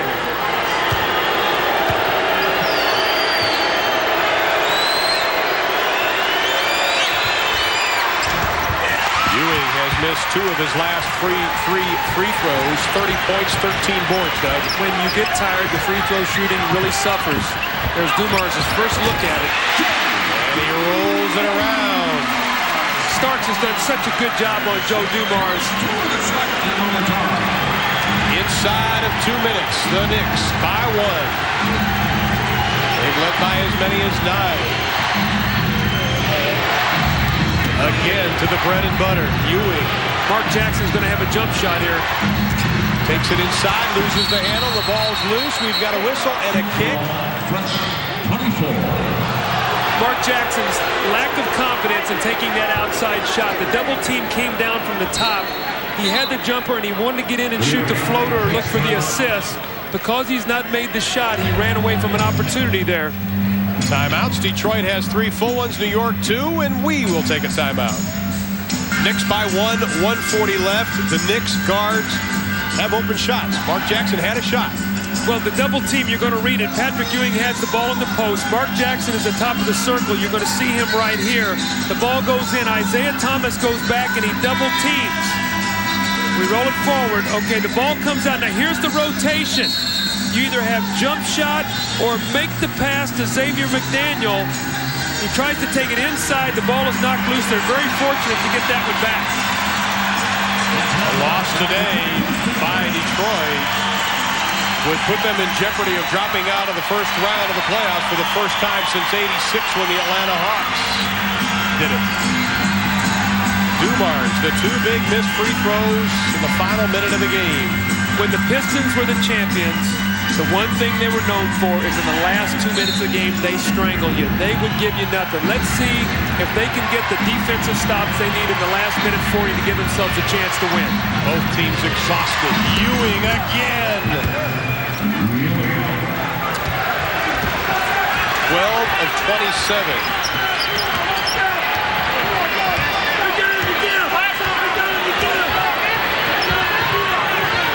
Top to Thomas. Shot clock at 10.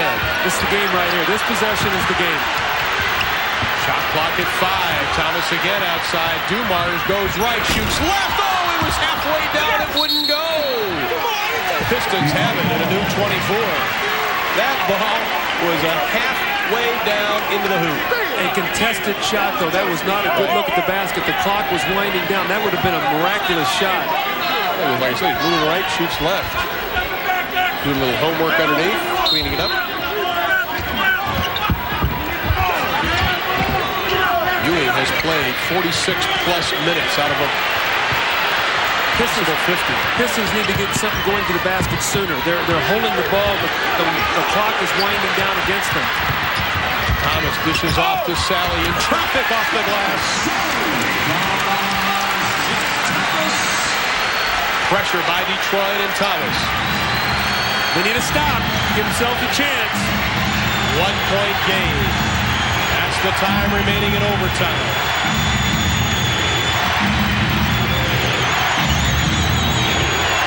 Oh, they bat it away. And Riley said they tipped it. Dick Harder out on the court. Riley out on the court.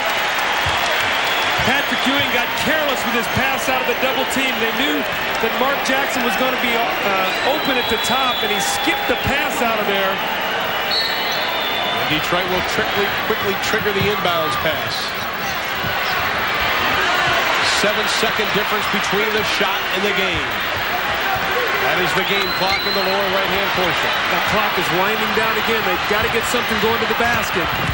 Thomas gets a step on Jackson. This shot doesn't go. McDaniel had a chance at the board. He got it. And then Rodman runs him out of bounds, and we have a foul. A big rebound by Xavier McDaniel with Rodman all over him. Pat Riley wants his team to get the ball in bounds. Rodman is hurt right now. He wants to get it in bounds. I think Chuck Daly's going to get a timeout, or here Rodman's back on the floor, but he wanted him to get the ball in bounds and stop celebrating. This game is far from being over. What a tough pass. And then they throw it away, and Detroit calls a timeout. They have the basketball with 13 seconds left.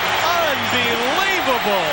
That's visions of Isaiah's pass that was picked off by Larry Bird to Dennis Johnson in the Game 5 playoffs I did, I think, in 1986, 87. Have mercy. 2 straight bad passes by the Knicks.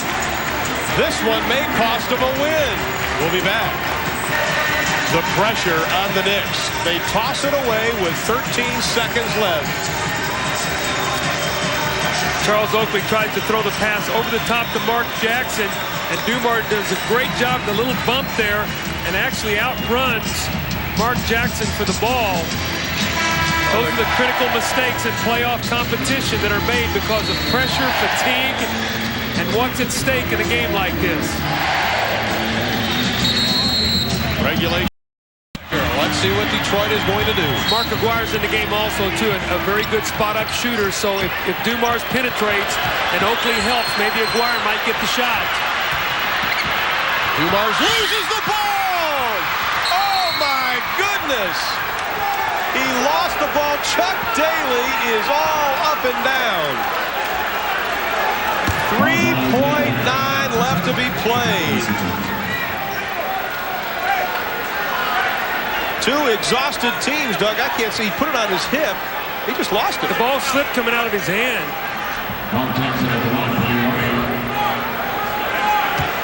From behind, where he's on his hip.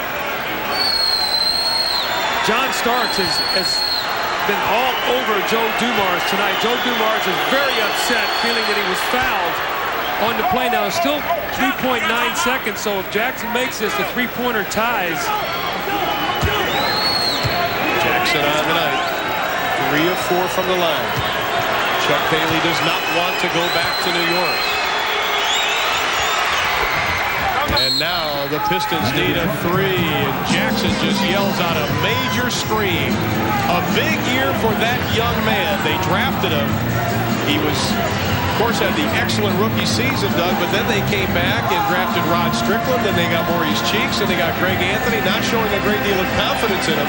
And this has been a big year for Mark Jackson. I think what has happened, Pat Riley said, this is your job. I want you to do certain things for me out on the floor. I want you to run my team. I want you to get guys in the positions they're supposed to be in. I want you to be my leader, take big shots. He's shown a lot of confidence, and that's the kind of coach that Mark Jackson thrives under. Rick Pitino gave him that kind of confidence. They played a wide-open game. He shot threes. He ran the break. And he has had a tremendous year. So if they're able to win this basketball game tonight, the play of Mark Jackson, let's not forget the defensive sequence against Isaiah the last possession. And he was the guy that got burned in game 2 when Isaiah hit the big shot to give the Pistons the one-point win. Well, speaking of excellent years, you saw Sharunas Marciulionis of the Golden State Warriors. He's standing by, and we'll be joining that game with Jack Gibbons and Jim Durham soon as we get done with the final 3.9 exciting seconds here at the Palace. I would be very surprised if Pat Riley allowed them to get a three-point shot off right now with 3.9 when the ball is thrown in. If he could give a quick foul, not even let a three-pointer be taken. Lambier, three-pointers tonight, 2 for 4. Isaiah and Dumars both 0 for 2. Game 4 of this best-of-5 series will be Friday night, and you will see it right here on TNT. Now, an important part of the game, Doug, as we look up on the scoreboard. Well, Marty Aronoff just pointed out that New York also has the foul to give, so the ball can be thrown in. You can take the foul, burn up maybe a second, make them throw the ball in again. On the catch, foul. This is why I keep lobbying for this. That's why I'd like to see 3 shots awarded for a three-point or foul on a three-point shot. Here we go. Sally will trigger it in. Lambier, and he just throws it. It looked like he was throwing it away, but he was fouled on a play by McDaniel. But once again, Detroit will bring it in with 2.7. Now, Dennis Rodman is going to throw the ball in, okay?